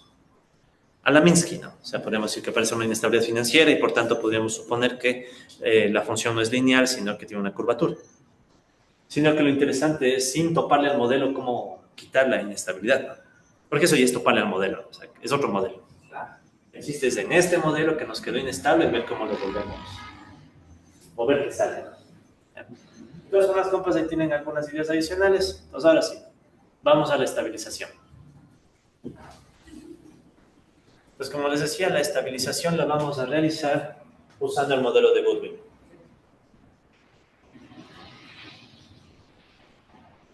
Porque hay una ventaja, miren. En el modelo de Harrod, ¿qué variables nos quedaron? Entonces, Harrod nos quedaron dos variables, que son la tasa de crecimiento esperada y el uso de capacidades. No toparon para nada qué variables. Las de Goodwin, ¿cuáles son las de Goodwin? La distribución, la participación salarial y la tasa de empleo, que si se fijan no hemos dicho para nada qué pasa con la tasa de empleo. Y esa es una de las críticas que se le hace a Harrod. Miren, Harrod dice, ok, la economía se vuelve inestable, pero ¿qué pasa con el empleo? En un mundo donde la economía crece, crece y crece, va a haber más presión al mercado laboral. Entonces lo que Harrod decía es, a mi modelo tienen que pensarlo solo en términos locales. No es la dinámica global. Es como quien dice, cuando estoy cerca del equilibrio hay inestabilidad, pero lejos del equilibrio no sabemos. Eso era lo que decía Harrod. Sí, porque Harrod, claro, le criticaban y decían, oye, pero si la economía crece para siempre, voy a presionar el mercado laboral. Eso me mueve salarios y se mueve todito. Entonces Harrod decía, no, o sea, asume que el modelo solo es local. Lo que pase más allá ya no es mi problema, o sea, eso ya que discutan otros. Y es lo que vamos a hacer nosotros. O sea, vamos a discutir qué pasa si le metemos el modelo de Goodwin. Si bien que el modelo de Goodwin es bien poderoso, lo vas metiendo en todo lado, ¿no? Es por el mercado laboral. O sea, la ventaja del modelo de Goodwin es que aquí hay mercado laboral. Rústico, lo que tú quieras, pero hay mercado laboral. De hecho, ¿cuáles son las ecuaciones para sacar el modelo de Goodwin?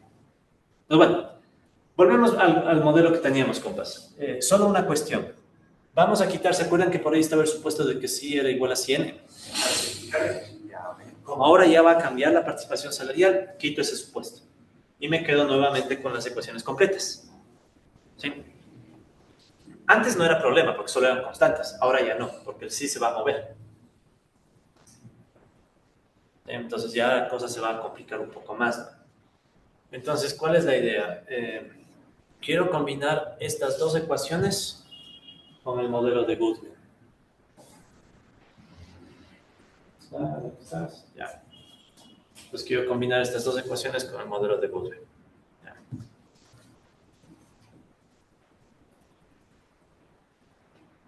Entonces vamos a ver, verán.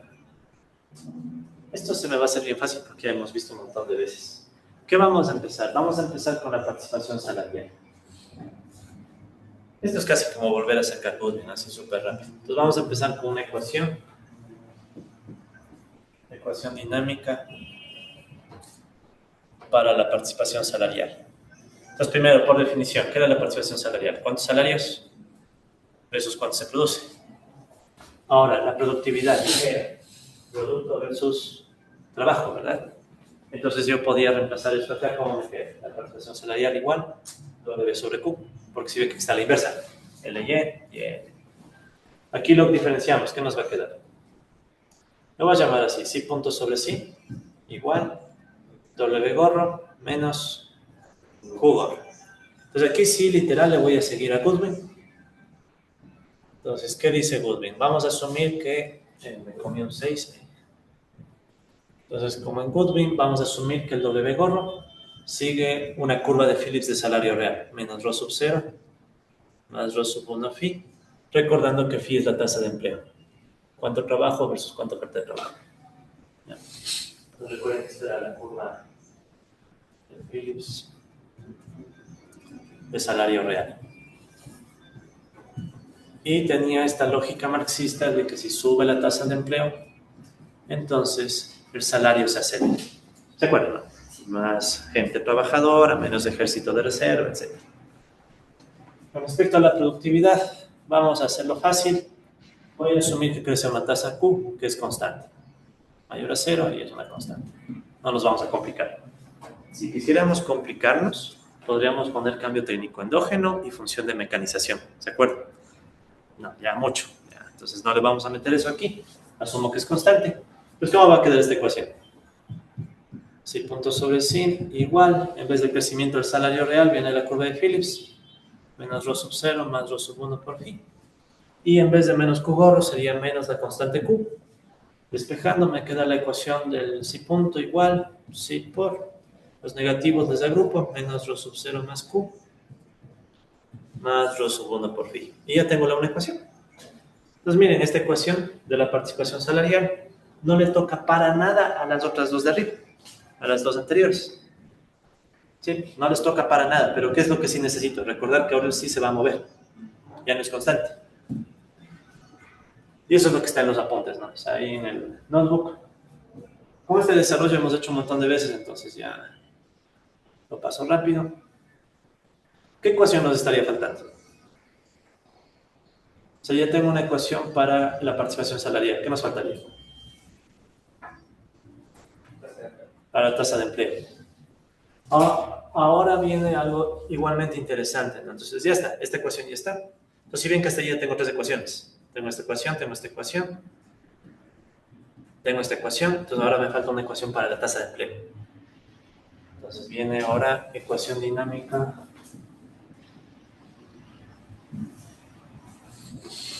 de la tasa de empleo. Igual cuánto trabajo versus cuánto oferta de trabajo. Ahora, con respecto a la tasa de empleo, ¿se acuerdan que nosotros ya analizamos un poco esto por el lado de la tasa natural? ¿Qué era la tasa natural? ¿Se acuerdan que nos habíamos hecho los locos y no lo estábamos analizando? ¿Qué era la tasa natural? La tasa a la que debía crecer la economía para...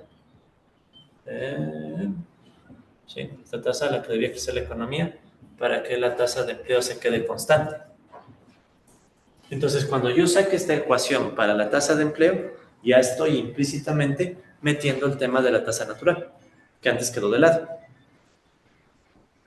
Entonces, ¿qué vamos a hacer? Lo mismo, ¿no? Aquí tengo esto de acá.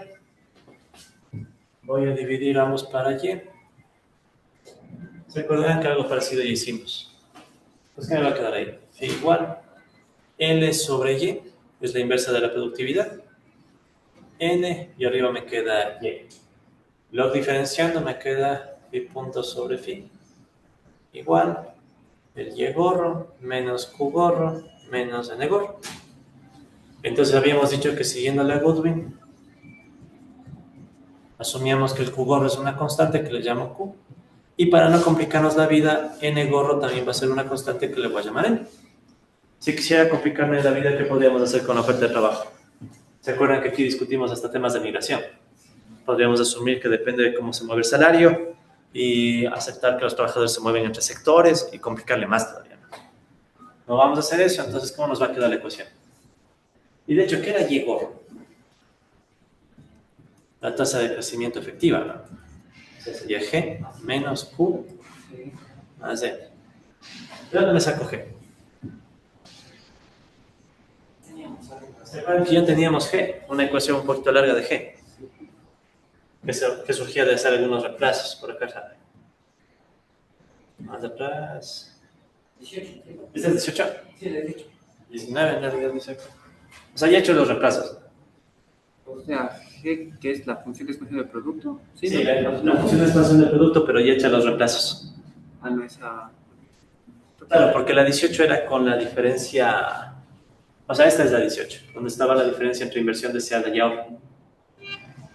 En cambio, la 19 ya era con todito reemplazado. Entonces, ¿qué es lo que tengo que hacer? Meter todita esta salvajada en la inversión de empleo. Y tiene sentido económico, mira.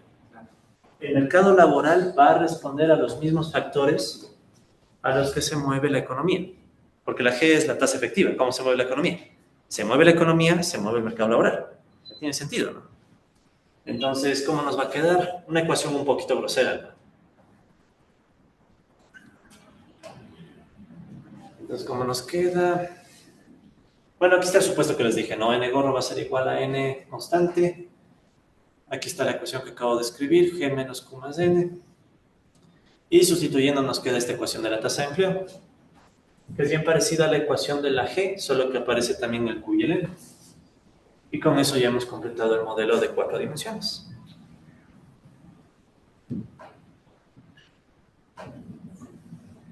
Listo. Entonces aquí si ven, es justo esta ecuación. ¿Qué es lo que cambia? Que en vez de G, está todita esta vaina, ¿no? ¿Sí? La G. Entonces, ¿qué le está afectando al mercado laboral, a la tasa de empleo? Le está afectando los mismos supuestos que le afectan a la G. ¿Qué nomás reemplazamos en la G? ¿Se acuerdan que en la G metimos la función de inversión? Estaba el tema de las expectativas. Estaba la función de inversión, estaba el efecto acelerador. Y aparte, como era función de expansión del producto, también está el efecto multiplicador. Exactamente todo lo que está en el modelo de Jarrod, solo que está en el mercado laboral. Entonces, ¿qué pasa cuando la economía crezca bastante a lo bestia? Volvamos al esquema inestable. ¿Qué va a pasar en este esquema cuando la economía empiece a crecer a lo bestia? ¿Quién más va a crecer a lo bestia? La tasa de empleo. Pero si crece la tasa de empleo, ¿qué va a provocar eso? Suben los salarios. Si suben los salarios, ¿a quién va a golpear eso?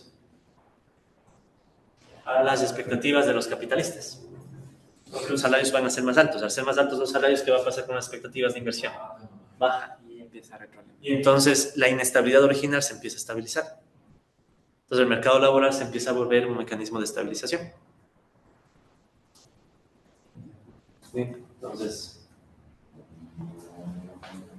este tiempo, 8:58. Entonces ahí está el sistema dinámico completo, ¿no? Entonces, el primer bloque, estas dos, que corresponderían al modelo de Jarrod. Si les dejáramos solitas, inestabilidad, punto de sí. Pero ahora le metimos estas otras dos, que vienen del modelo de Goodwin, más los otros supuestos, ¿no? Para los que dijimos hace un rato, efecto acelerador, multiplicador, etc. ¿No? Y la pregunta es cómo se comporta el sistema completo.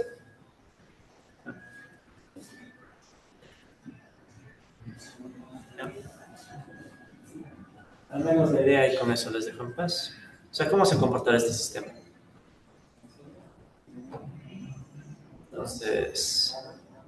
Entonces, ya no sé qué hacer aquí.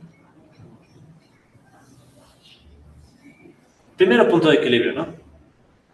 Entonces hay un punto de equilibrio, sacando el estado estacionario. Ya. Matriz jacobiana, ¿cómo queda la matriz jacobiana de esta vaina? Una matriz jacobiana de 4 dimensiones.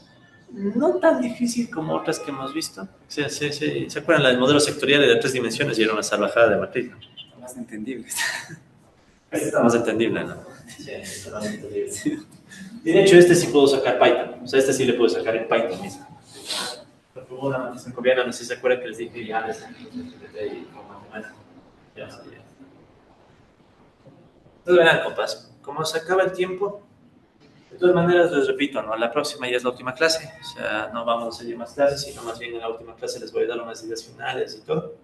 Ahí voy a cerrar también este modelo, pero al menos quiero que veamos una simulación. Sí, además me voy a mover, me voy a saltar. Entonces les recuerdo un poco, ¿no? En estos modelos de 4 dimensiones surge la posibilidad de encontrar dinámicas complejas. Sí, me voy a saltar todo esto. Entonces haciendo unas simulaciones. Resultados. Vamos a ver eso un gráfico y con eso ya dejarles en paz. Ahí está. Entonces ahí tenemos la proyección. Recuerden que el modelo está en 4 dimensiones. Entonces de esas 4 dimensiones puedo hacer proyecciones en 3 dimensiones. Entonces aquí tenemos una proyección, por ejemplo, aquí las variables que se proyectan son la tasa de, la fila sí, y el uso de capacidades. O sea, tasa de empleo, participación salarial y uso de capacidades.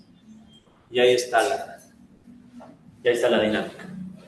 Pues pasamos de un modelo que generaba punto de silla en 2 dimensiones a un modelo en 4 dimensiones que cuando le proyectas en 3 te da una dinámica que parece cíclica, pero es compleja. ¿Se acuerdan que alguna vez ya vimos algo parecido, no? Sí. ¿Qué mismo pasa, no? Entonces pueden sacar todas las proyecciones. Y cada proyección que vean es como que... Sí. Quiero mostrarles las series temporales. Porque esto va a conectar con algo que les mandé al grupo de WhatsApp. Quiero las series temporales. Sí. Entonces ahí pueden ver las series temporales. ¿Qué es lo que pasaba en estos modelos? Había la posibilidad, no es la única, ¿no? O sea, toca explorarle más y todo, sino que este es un tema que está todavía en investigación. Sí. Doble bifurcación de Hopf y esas vainas. El tema es que es como un ciclo sobre otro ciclo, ¿no? O sea, se sobreponen los ciclos. Y con esto acabo. Alguien podría decir, está muy bonito todo, pero es solo una curiosidad teórica. En el grupo de WhatsApp les mandé un artículo que justamente me tocó mandar en estos días, en donde se muestra cómo uno puede coger uno de estos modelitos e intentar ajustarle a datos reales. Sí, entonces ahí está hecho para el caso de Estados Unidos. Tal vez la próxima clase les hable un poco más. Así que no es obligatorio. Obviamente de aquí al viernes no hay mucho tiempo, pero sería chévere que al menos le den un vistazo. Y con eso me van a entender un poco mejor cómo voy a cerrar la clase el día viernes. Listo, compas. Entonces quedamos ahí. La próxima sesión continuamos. No sé si es que haya dudas o comentarios. Entonces se estabiliza el modelo de Harrod con el modelo de Udin y su cadena causal completa, ¿no? Es decir, aumenta el empleo, crece el poder negociador de los trabajadores, aumenta los salarios, se reduce la participación de las ganancias, disminuye la inversión, se desacelera la acumulación, se reduce la demanda de trabajo y el empleo comienza a caer. Y no estamos incluyendo un desarrollo tecnológico endógeno, ¿no? Claro, estamos metiendo tecnología. Claro. Sí, no, en efecto. O sea, esa es la lógica, tal cual. Esa es la causalidad. Incompleta, ¿no? O sea, uno podría meter más cosas. O sea, me apena mucho que estemos ya cerrando el curso y no nos haya dado tiempo, pero al menos unas ideas les voy a dejar en la próxima clase de cómo uno podría meter, por ejemplo, temas de tasa de interés, Banco Central y otras cosas más, ¿no? O sea, esto es recién. Pues hay mucho para extender, ¿no? Pero sí, esa es la idea. Ahí se cierra un poco más la causalidad.